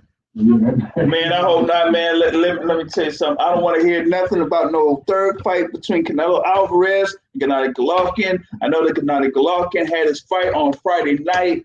And listen, that fight shouldn't have even happened. I'm sorry. I know I'm supposed to be covering the sport. I know that I was on the conference call, and I listened to everything that everybody had to say in reference to that conference call. But come on, man. They wanted to make that fight just for Gennady Golovkin to have just a filler for having the IBF title. When they said that dude was an IBF mandatory, I was looking all over high and low to figure out, how is this dude an IBF mandatory after Gennady Golovkin fights Sergey Derevyanchenko, and he got through that fight, and some people felt like Derevyanchenko won that fight, and they wanted to see a rematch, but nope. They were talking about, oh, let's have the mandatory go down. That's pretty interesting, given that who the mandatory was. I was like, come on, man. Like, and before that fight, people were talking about, oh, I want to see Canelo Golovkin 3, and oh, it would be exciting if there's another fight between Canelo and Golovkin. And I'm like, man, everybody, and this is from a fan's perspective, right? When people talk about Gennady Golovkin and potential opponents for Gennady Golovkin, one of the first things that they say is, who did that guy fight so he could get a fight with Gennady Golovkin? Dude, who are these guys that Golovkin is fighting right now? What did they do? Like, come on, man. Like, Steve Rose? Come on, man. Like, I'm sorry, but, hey, I know you ain't checked in for a while, but, if folks know me more than anything, I get on Gennady Golovkin more than any fighter that's out there, because there's so much praise given to Gennady Golovkin when they're talking about, oh, he's had all these successful defenses of the middleweight title, or, oh, he could surpass Bernard Hopkins for what Bernard Hopkins did. And I'm like, man, Bernard Hopkins beat Oscar De La Hoya, beat Felix Trinidad, like went through that middleweight tournament at first, like William Choppy. Like, come on.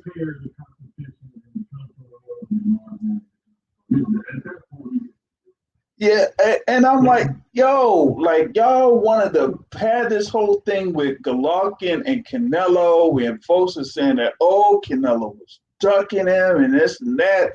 And I'm like, man, Golovkin ain't really do that much. Golovkin has only had 4 fights that really define his middleweight career. 4. 2 against Canelo, 1 against Jacobs, and 1 against Derevyanchenko. Outside of that, he really hasn't had anything. Nothing. And yet people want to say that he should have another fight against Canelo Alvarez. I'm like, no, let's have some other fights happen. Let's have Canelo fight Jamal Charlo. Let's have Gennady Golovkin in a unification bout against Demetrius Andrade, so that for once Gennady Golovkin could finally fight for a WBO middleweight title. Let's at least have that. But we need to stop with this whole thing about Canelo and Gennady Golovkin. I probably don't want to see that third fight more than Canelo does. I'm straight up. I know that after that second fight that Canelo didn't want to have any parts to do with Gennady Golovkin. But I'm like, I don't want to have any parts to do with Gennady Golovkin, because it's like, yo, you giving this dude like a whole bunch of cupcakes. Yeah, you're talking about college football. Like, this dude has had a cupcake schedule, son.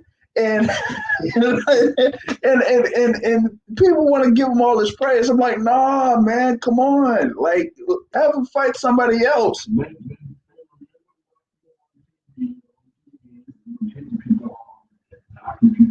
So that's what they remember, man. But the other thing I want to ask you about too is, man, this Floyd situation, like, is not a small thing.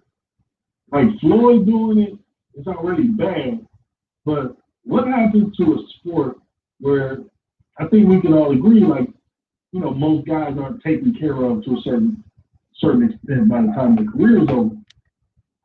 What happens when the rank and file guys start doing publicity fights and stunts and stuff like this, and you lose? Like, you're devaluing your sport. Like, do people understand that? Like, this idea that you get a payday for fighting Instagram model of the week or YouTube guy of the week or whatever, that's going to get you a payday. Like, do people understand? Like you're taking away the mythology of your sport when you're putting up against regular folks and non-professionals. I don't know how you feel about this. I'm just, just coming out with it. Well, I feel like I saw it and I just felt the way, but just seeing that announcement. I mean, I've had like my reaction to it, like with Floyd Mayweather's like, hey, listen, me, I'm going up against Logan Paul. He's a hell of a fighter, and I'm telling you, it's gonna be a great fight. You order it on pay-per-view. It's gonna be a whole show, and I'm gonna show everybody that I'm TBE.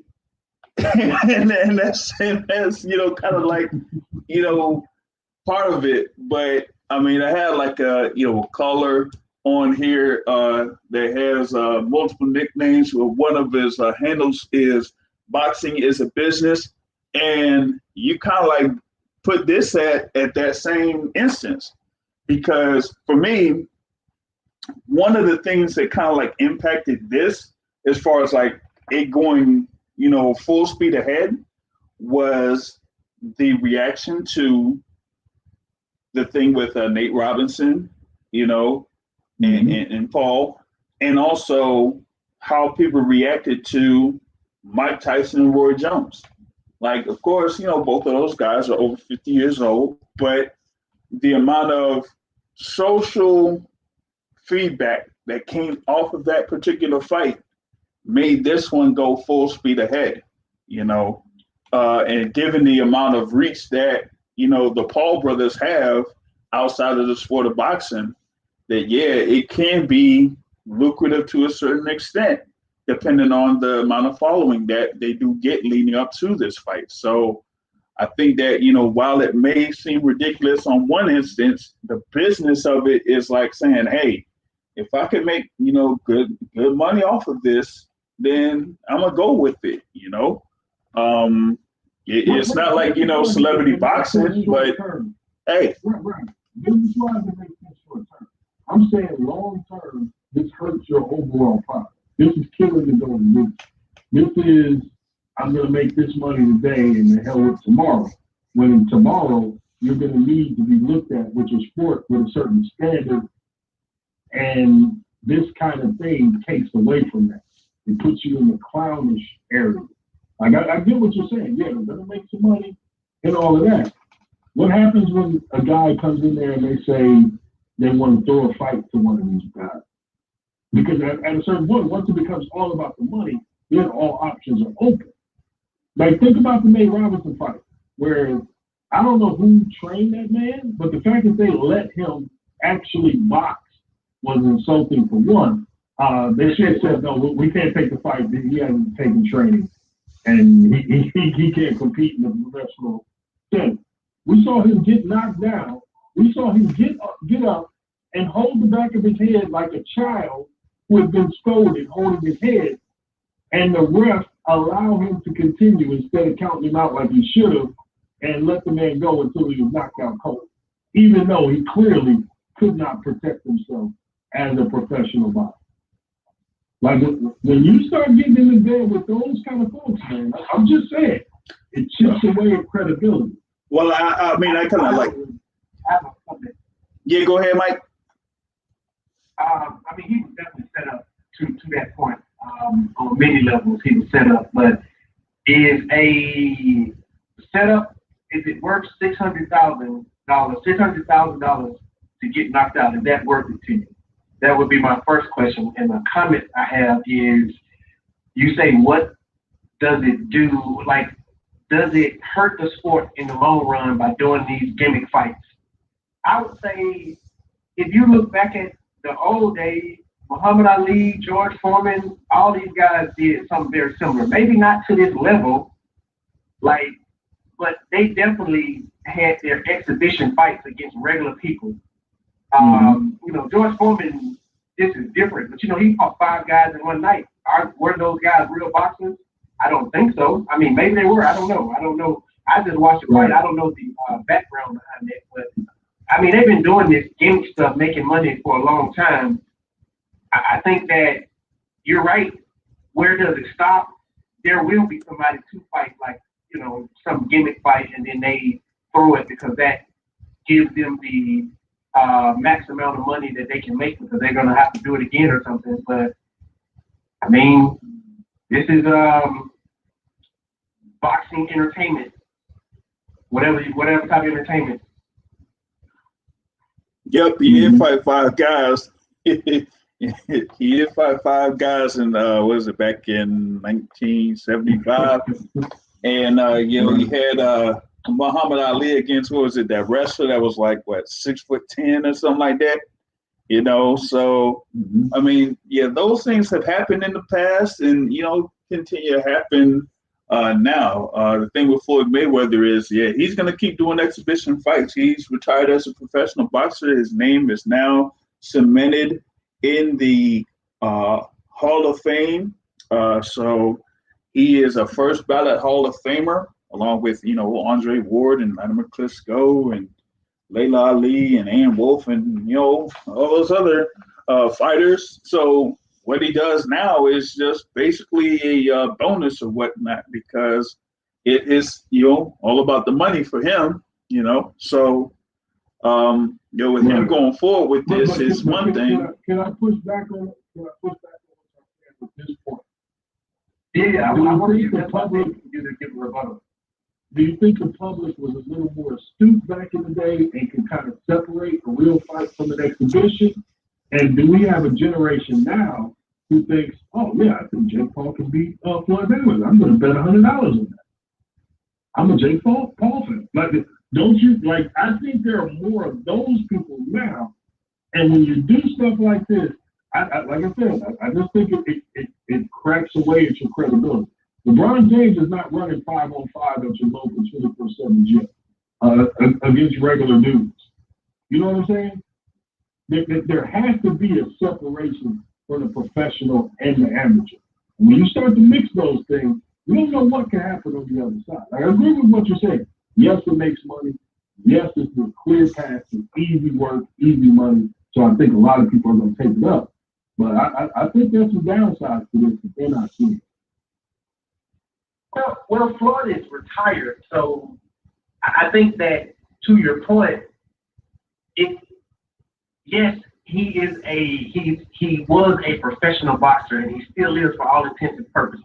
But he's not an active fighter, so it still is exactly what you're saying, to where there's not any active fighters like fighting these bums. Like, if anything, the active fighter will fight across sport fight with an MMA person. That'll probably be the next thing when somebody else tries to fight, or Conor McGregor or something. Which, I mean, that's legitimate.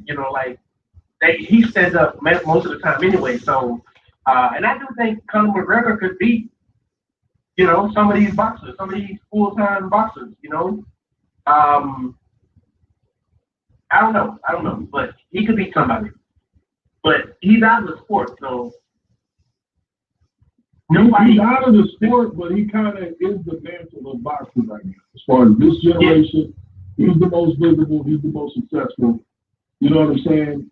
And then he's walking around with a lot with that. Yeah, and Canelo, as you said, don't have the knowledge to separate it. Like nobody will be able to separate it. So I agree with you on that point. It is what it is. I mean, even the Conor McGregor fight was like everybody was in the bar screaming and yelling and just like was so exciting. I'm just like, man, I'm watching it, Like I'm hearing my carry this dude for some rounds and then get him out of it. Like, like exactly what we all expect. And then when he started welling on him, everybody was screaming like this, going crazy. And I'm like, this is not exciting. Like, this dude probably about to be hurt for real, and y'all out here screaming. This is not, it's not funny. Like, it's not, like, I wouldn't want nobody to get beat like that, Like, tired, exhausted. But you gotta give it to Conor. Conor understood the most important aspect of promoting any fighting contest, which is when you inject race into it, and you can divide lines on race with the fight. Oh my God, the sales and interest will peak beyond what you can believe. And Conor exploited that beauty. Yeah, and that's exactly why they did that fight. The thing is like you have someone with Conor McGregor that was in MMA and things like that, with the following that he had in MMA, and you go up against Floyd Mayweather, who was viewed as a villain in the sport for the back half of his career, and that's how he became the most financially successful fighter in sports in boxing history. Was doing that. Right. So you combine those two together, and even though we as boxing aficionados and things like that knew what was going to happen, the event itself, it was one of the most financially successful events that they've had. It was a shade below. Well, not necessarily a shade below, but about a million pay-per-view buys below Mayweather versus Pacquiao, but that's still over 3 million plus. So They were still able to do that, given that Floyd Mayweather definitely had the advantage over Conor McGregor, but they were still able to get that many people to watch that fight. To me, that is more of a feat than anything else. To have someone that is completely mismatched, and they were still able to get that many people to watch. In the Vegas on Conor was crazy. It was nuts. And the fact that people put a piece of bet on it, which was astounding. But you go back and you think about the whole little situation, and the thing that sticks out the most is Mayweather figured out the best way to make money as a fighter would be to become a villain and have people pay to see me get beat up. But if I don't get beat up, you have to pay for the next time. So that next guy can beat me up. Or that next guy can beat me up. Yep. So he became a heel as opposed to the fan favorite. And it worked. It's the craziest thing ever. A defensive fighter without much KO power because of the injuries to his hand became the most successful fighter financially. You could never predict that. Yes. Yep. And he became more successful in the thing with financially successful in Mike Tyson, and more financially successful in Oscar De La Hoya. On there, just given those two attributes that you mentioned, and he's, I guess, carrying that on over to the entertainment industry, so to speak. So they wanted to combine the whole thing with boxing and entertainment.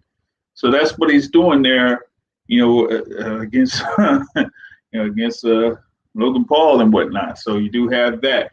But going back into some of the thing with the action that happened this past week, I think that there was like one other off topic from the Canelo Smith fight, and that was who attended that fight in San Antonio, and it looked like you had a good amount of feedback as far as like who attended that fight and who didn't attend other fights.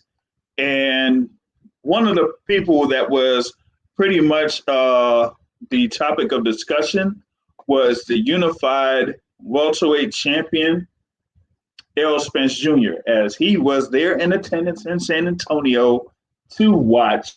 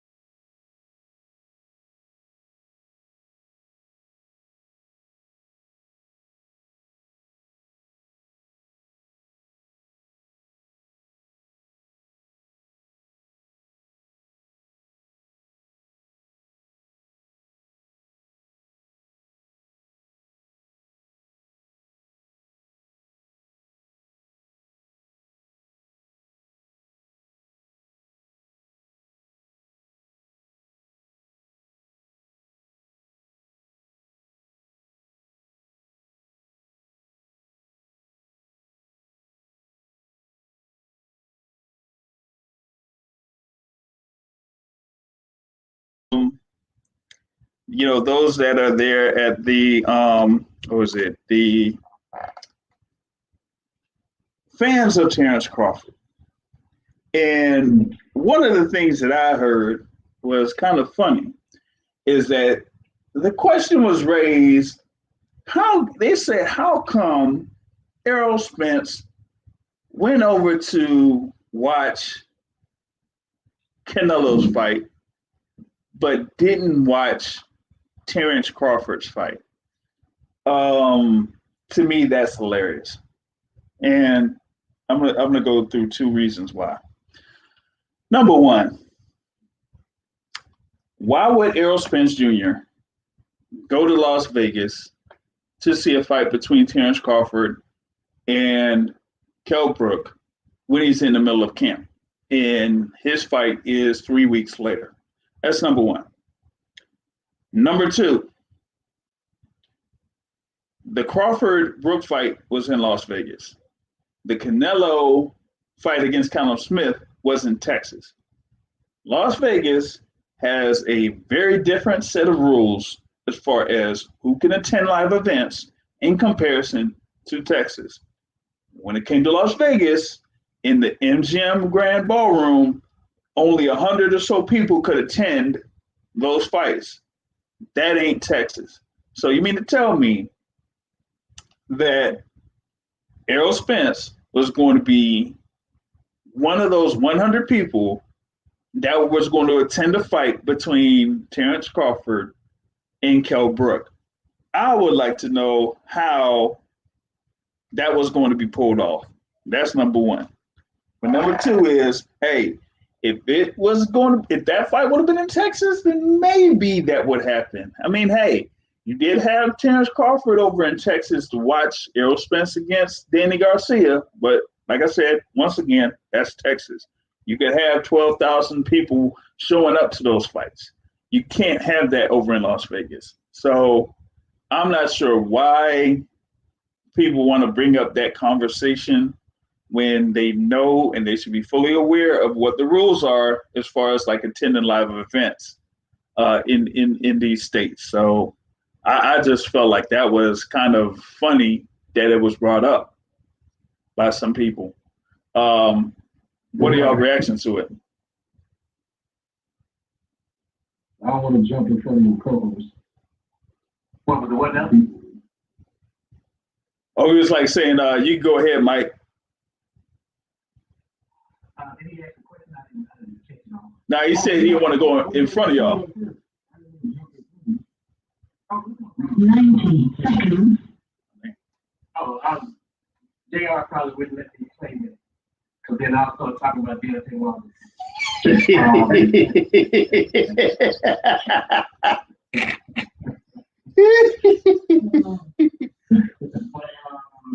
I mean,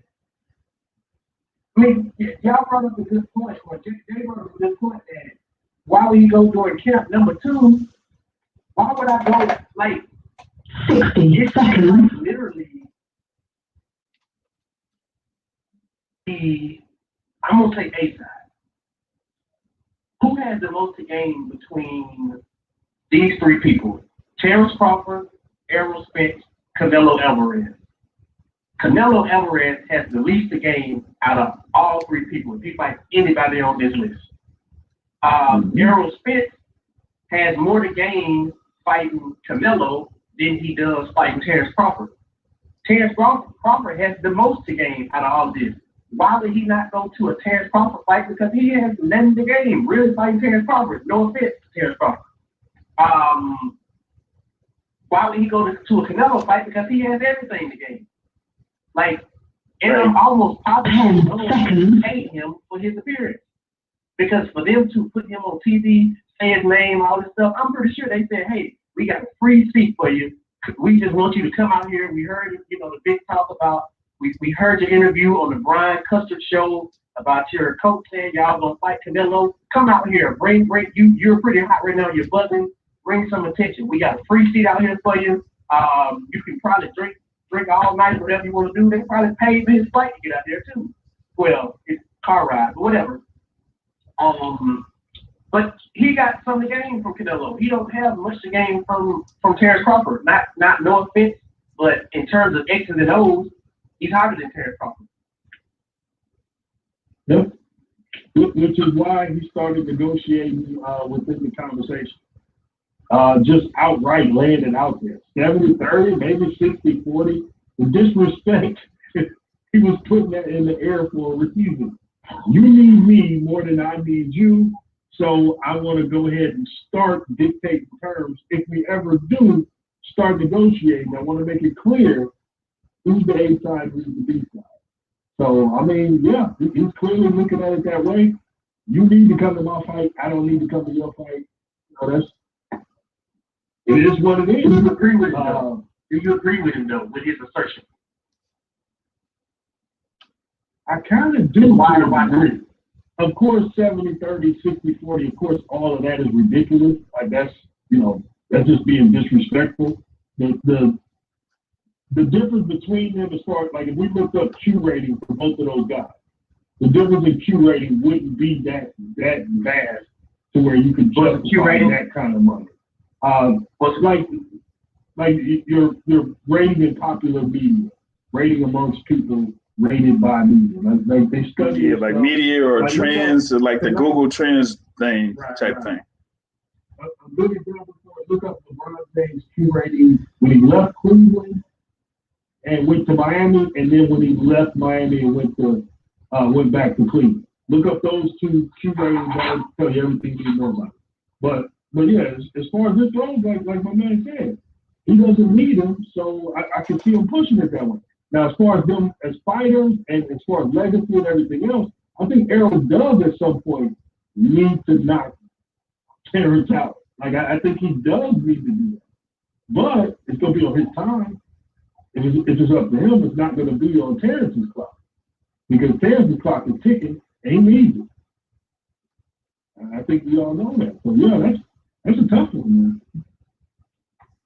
But I think they are, and they have the latitude to do this, to just wait Terrence Crawford out to where Terrence Crawford has no choice but to say, Bob, what you going to do? Like, I got an offer from PBC, and this is what they're offering me. They saying they're going to give me what you saying you're going to give me, plus 2-3 more million per fight. Like, what you going to do? If I was like, do the, what Bob going to say, Jay, what Bob going to say? If Terrence asked him that, what would Bob say? What, in reference to him losing money? Well, if Errol is like, hey, what are you gonna do, Bob? PBC tells me they're gonna match what you're gonna give me, and they're gonna add $1 million or $2 million every fight. What would Bob say to him? Well, listen here, Terrence Crawford. I don't care what they offer. Listen, I'm losing the money as it is, having you fight these guys. So if you decide that you want to go over there with Al Heyman, whether he exists or not, then go ahead. I don't care. He got to make a choice. I think they can just wait it out. And Bob also doesn't want to be open and honest and tell the real truth of who Bob is and what he wants. He just looks at Errol as too much of a risk. He doesn't want this fight. I don't think Bob wants anything close to this. I think he wants to continue to coast, get these wins, get these knockouts, get yourself on TV, raise the profile, and then sooner or later you get whatever big fight. But I don't think Bob wants any part of anything that he looks at as risky. And he looks at Errol as extremely risky. Yeah, I've said, multiple times that the pattern with Bob Arum is that he doesn't pit his fighters against like other guys that may be aligned, with another organization, outside of, unless if he feels like he's confident that, his fighter will win. We've had recent examples of, where, we had Jose Ramirez there against, against Maurice Hooker. We had the thing where he put up Boss Lomachenko against Luke Campbell for the vacant WBC lightweight title. And to a certain extent, even though it was still part of a rematch clause anyway, Tyson Fury and Deontay Wilder. But outside of that, you really don't see him like say, hey, we'll have a Vasyl Lomachenko going up against a Devin Haney or something like that. And I think here in this same instance with Terrence Crawford, he just doesn't feel completely confident that Terrence Crawford can beat Errol Spence Jr., you know? And it's not only that, it's like on top of that, you have the whole thing with, you know, those other guys there with PBC, you know? So you have a Sean Porter, you have a Keith Thurman out there. And to a certain extent, you also had at one point there with Danny Garcia. It's funny because they said like, hey, they were offering Danny Garcia a certain amount of money, but you turn around and you offer Amir Khan more money. I just didn't understand that, you know? So it's one thing when it comes to like the business part of it, but like with Errol Spence's comments here, we were talking about like Bob needs to stop lying, and then like what was it like last month or a few weeks earlier, he was saying like, hey, he'll do the the negotiations as long as Coach Bomac is out of it, who's Terrence Crawford's manager, and it's like, why is it that he's saying like those other guys need to be out of the conversation? Like, are they doing something in order to block the fight? I don't know, but I mean, I've had Errol Spence. Yeah, and then, but at a certain point, though, there also becomes the point of making asks that I know you won't comply to, so therefore there's no fight anyway. Yeah, it's kind of interesting, how they have that thing, how they have it like working out. So it's going to be interesting how they do this thing next year. But one thing that's also a factor is the Manny Pacquiao sweepstakes. Manny Pacquiao did mention Errol Spence's name after Errol Spence's fight against Danny Garcia, and he said that he wants to fight twice, up to twice next year. Yeah. But I mean, the thing is, he's still there holding that WBA version of the welterweight title, and that's if he goes and fights somebody like a Mikey Garcia next. And I mean, Errol Spence may be the option there. Unification between Errol Spence and Manny Pacquiao, even though Bob Arum said that, we were working on a fight between Terrence Crawford and Manny Pacquiao to happen in Saudi Arabia, but the whole thing with COVID just, took all of that out of the cards. And I was like, and I really couldn't buy that, because something of that magnitude, we would have probably heard something before that fight happened between Crawford and Brook. Yeah. Bob ain't doing this stuff by he just got the feeling. You know what? I'm gonna make that fight. Like, they study everything before they make a move that big. So you definitely would have heard rumors and whispers and boxing forums and social media. That would have been everywhere. That would have been the talk. Yeah. Because you got to prime the market,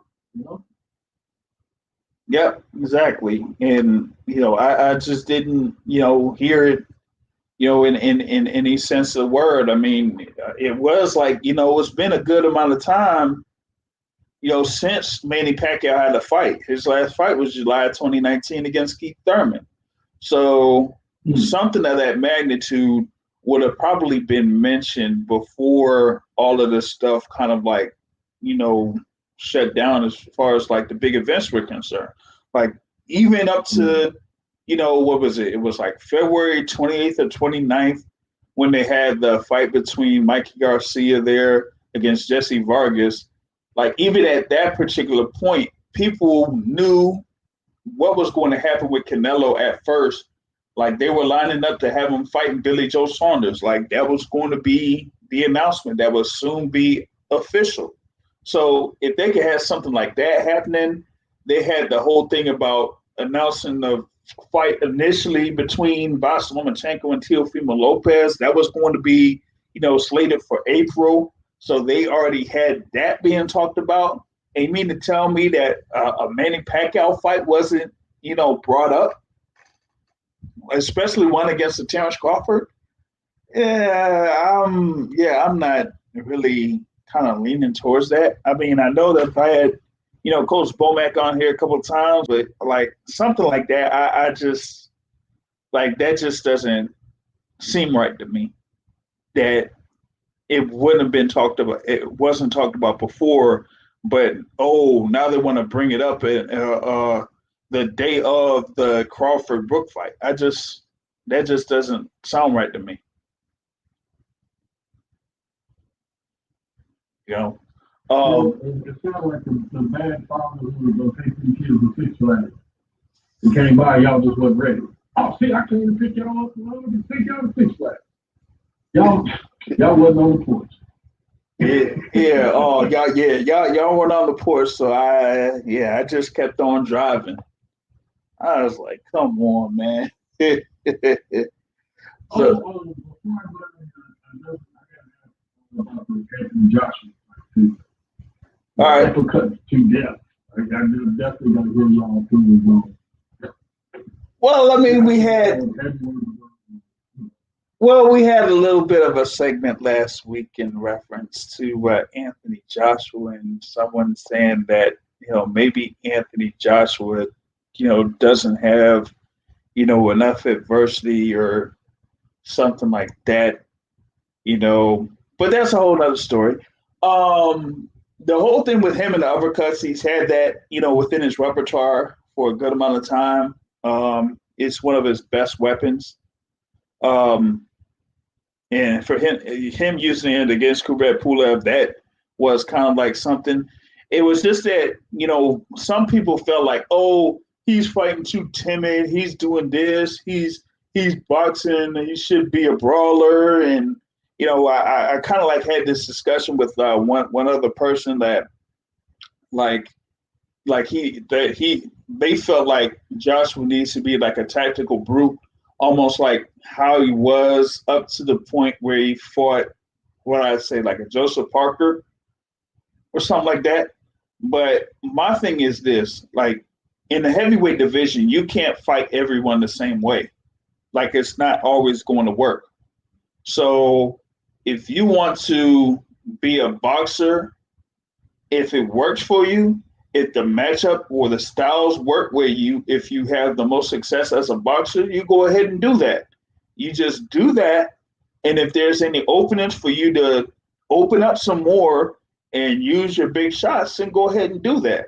But don't give your opponent more opportunities to get to you. So if you're the taller fighter, or if you have the better jab, or if you can control the range well, then yeah, go ahead and do that. Like, shoot, you didn't have Callum Smith do that, and he was 6'3", going up against somebody that's 5'9", and yet he didn't want to use the jab. He wanted to just throw one jab at a time and then try to do something on the inside. That's not how you fight guys that are smaller than you, that could probably do some good work to your body if you have them up close. You're supposed to keep them away from you.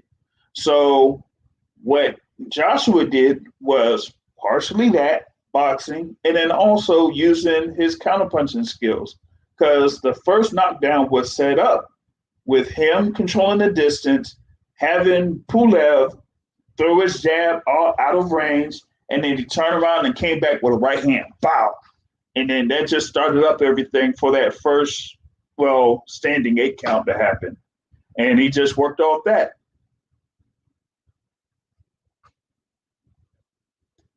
Oh, okay, thanks. That was a good breakdown, man. Yeah, because all I saw was the fight kind of sporadically. I was doing something else while I was watching it, but watched the knockdowns and everything multiple times. But yeah, I was wondering, man, because I don't know. I got a lot of faith in Joshua, more than most people do, though. It seems like a lot of people not too high on him. Yeah, I've kind of like, heard that too. But the thing about it is like, well, I mean, up to this particular point, it is rare for us to see like a fighter, particularly with Joshua, given how many fights, professional fights he's had. It's only been under 25 or something like that. You know what I mean? Like he's had like 25 fights or something like that, and up to this point, he's fought like multiple guys within the top 10, and it's almost been like in succession. Like you're not seeing many heavyweights at all do that. Like it's crazy because you like it's funny because in the sport of boxing, when it comes to fans, and a lot of fans have these complaints about fighters not fighting the best fighters. Well, here you have somebody in Anthony Joshua that keeps fighting guys that are within the top 10, within the top 5, or the top 2 or 3. And he still gets some criticism for doing that. Kind of, yeah, it's kind of wild, but I mean, it is what it is in some cases, So, and then you have like on the flip side going into next year where the fight that should happen is Joshua versus Fury, and the talk after this fight with Pulev was like, look, we want to have this fight against Tyson Fury, and we want to try to do everything possible to make that fight happen. And yeah, we do know that we have yet another mandatory that's out there that's due. But look, the biggest fight that can be made right now is Anthony Joshua and Tyson Fury. If we have to do what needs to be done in order to vacate the belts for the WBO, then so be it. We just want to have the best fight that's available right now. And for some reason, there's some people that feel like, oh, because he's dropping the WBO belt, that he's ducking Alexander Usyk. Oh, like you're trying to make the best fight that's possible between the number 1 and number 2 guys in the heavyweight division to find out who is the clear-cut number 1. And yet people still want to complain about it. I just don't understand that. Take win for lose. You fight top 10 competition, they criticize your performance. You try to set up the big fight, and they say, why are you ducking here? Why are you ducking the manager? Yep, and that's pretty much how it is. And my thing is this, like now, I mean, it's crazy that you've only really had Bernard Hopkins, Terrence Crawford, and Alexander Usyk be able to be undisputed champions, so to speak, with the 4 world titles instead of like 3 world titles like they had before, like with the Mike Tysons or Lennox Lewis or something like that. Even though the WBO was out there when Lennox Lewis did have all those belts, but still, like you never had a heavyweight champion with all 4 of those belts. And we are here once again, this close for it to happen. And there's still, obstacles that prevent that from happening. And what's crazy is the WBO is actually trying to push for this mandatory defense to happen, which is kind of funny to me. Because wouldn't you rather have the winner of Tyson Fury and Anthony Joshua to be, the undisputed champion, and then have the fight with Alexander Usyk next, instead of just having this fight happen first and then, whatever happens after that? It just doesn't make sense to me. I mean, even from a business perspective, right? Like, okay, let's see here. So we could have the undisputed heavyweight title fight happening against 2 of the biggest fighters in the division that would bring in this much money, and we get a percentage off that in comparison to having this fight where it's a mandatory defense and you still get a percentage, but it's not going to be as much as if it was going to be for the undisputed title. Like, I don't understand it, but hey, that's what happens with these sanctioning bodies. And the WBO is like the same WBO that could have had Floyd Mayweather as its world champion, but Floyd Mayweather didn't pay them sanctioning fees after he beat Manny Pacquiao. So, hey.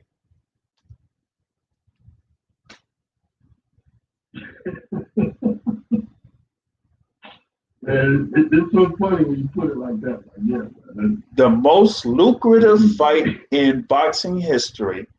And Floyd Mayweather gets a clear decision win over Manny Pacquiao. And he says, nah, you know what? WBO, yeah, you could keep your belt. I'm not giving you this money. I'm not giving you this percentage. Nah, I'm good. that right there was just the ultimate diss of the World Boxing Organization at that time. Like, biggest fight ever, and you can't even get Floyd Mayweather to give you a percentage just to keep the belt. Sad. And I'm sure it scared the hell out of them. The idea that other fighters could take on the same idea. But yeah, that was huge. Yep.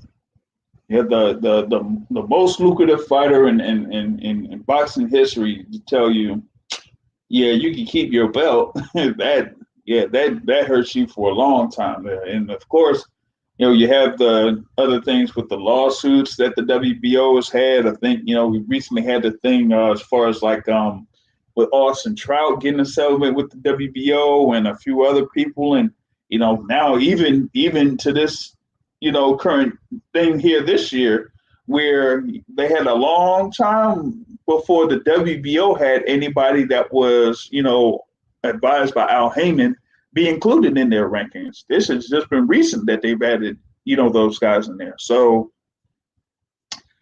kind of like a crazy situation with the WBO, but if they still want to go ahead and try to force that fight between Alexander Usyk and Anthony Joshua first, I was like, I mean, they should just go ahead and bypass it. If you were giving access to two of the biggest mega firms for the past decade, are you becoming irrelevant? That's what they need to ask. Yeah, that's a good question. Here, I'm like, it's been over 5 years since that fight between Floyd Mayweather and Manny Pacquiao, and so you mean to tell me you're going to repeat the same shenanigans here of not being involved one way or another in the big fight? Hey, if you're gonna lose out, then you're gonna lose out, then, man.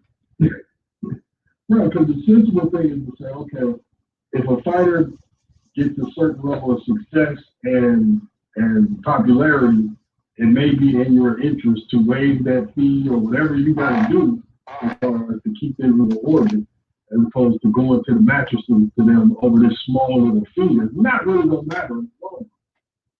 Mm-hmm. And the thing about it is that with like a number of these other organizations, what they would do is they would kind of like bypass a mandatory defense if your defense is going to be for unification. So why is it that the WBO won't bypass or just say, hey, we'll, put a halt to or delay the mandatory defense to allow a unification bout to happen? It's like, come on, like that should be how the thing should work out. But nope, they feel like, oh, we're overdue because we haven't had a mandatory defense since, shoot, man, I don't even know. Because I'm like, let's see, because I had the thing with the two fights. Joshua had the two fights with Ruiz. Then he had the fight with Povetkin. And he had the fight with Parker. and Parker had the WBO title. So it's been since 2017, I guess, since they've had a mandatory defense. It's a long time, but still, I'm like, come on. You're gonna take that? You're gonna take that over an undisputed heavyweight title fight? Nah, that shouldn't be that way, man.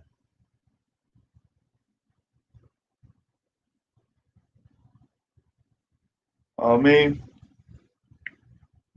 but yeah, that's how I feel about that joint, man.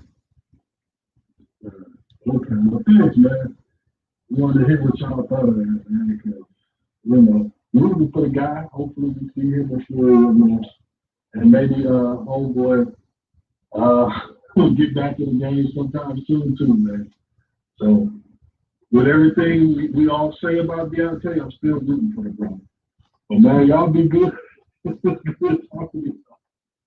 Oh yeah, no problem there, man. We'll see what's up with Deontay Wilder. I need to, get some news on where he's gonna be at next, because they're saying that they may have this fight between him and Tyson Fury, but I need that announcement sooner rather than later, so that we do have an undisputed heavyweight title fight happening in 2021. Thanks for calling in there. And give your thoughts on these topics, man. All right, man. I'll let y'all next time, man. Yep. All right. And I'm gonna put like a little bit of close to this particular episode of the Boxing Source Radio Show podcast.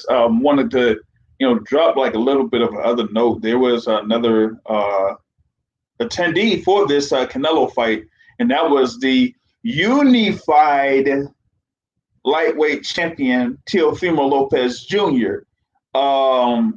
When he was interviewed, that was kind of weird, because I think was it Chris Mannix again, and did he kind of like refer Teofimo Lopez as the undisputed lightweight champion?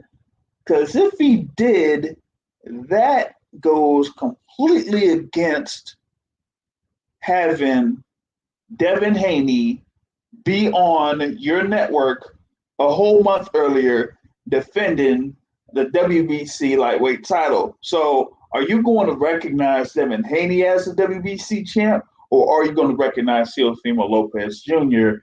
as the WBC champion? Like, for one thing, the WBC franchise title wasn't supposed to be defended by anyone. It's a delegation. It's not a actual title that could be defended. But for some reason, they made it be defended in the Teofimo Lopez vs. Lomachenko fight. But that's a WBC for you. But for that guy on the zone to kind of recognize Teofimo Lopez as an undisputed champ, that's kind of disrespectful towards Devin Haney, with Devin Haney holding the WBC title. So, yeah, I just found that to be kind of foul right there. But, yeah, on that note, I'm going to close this thing out here for this version of the Boxing Source Radio Show.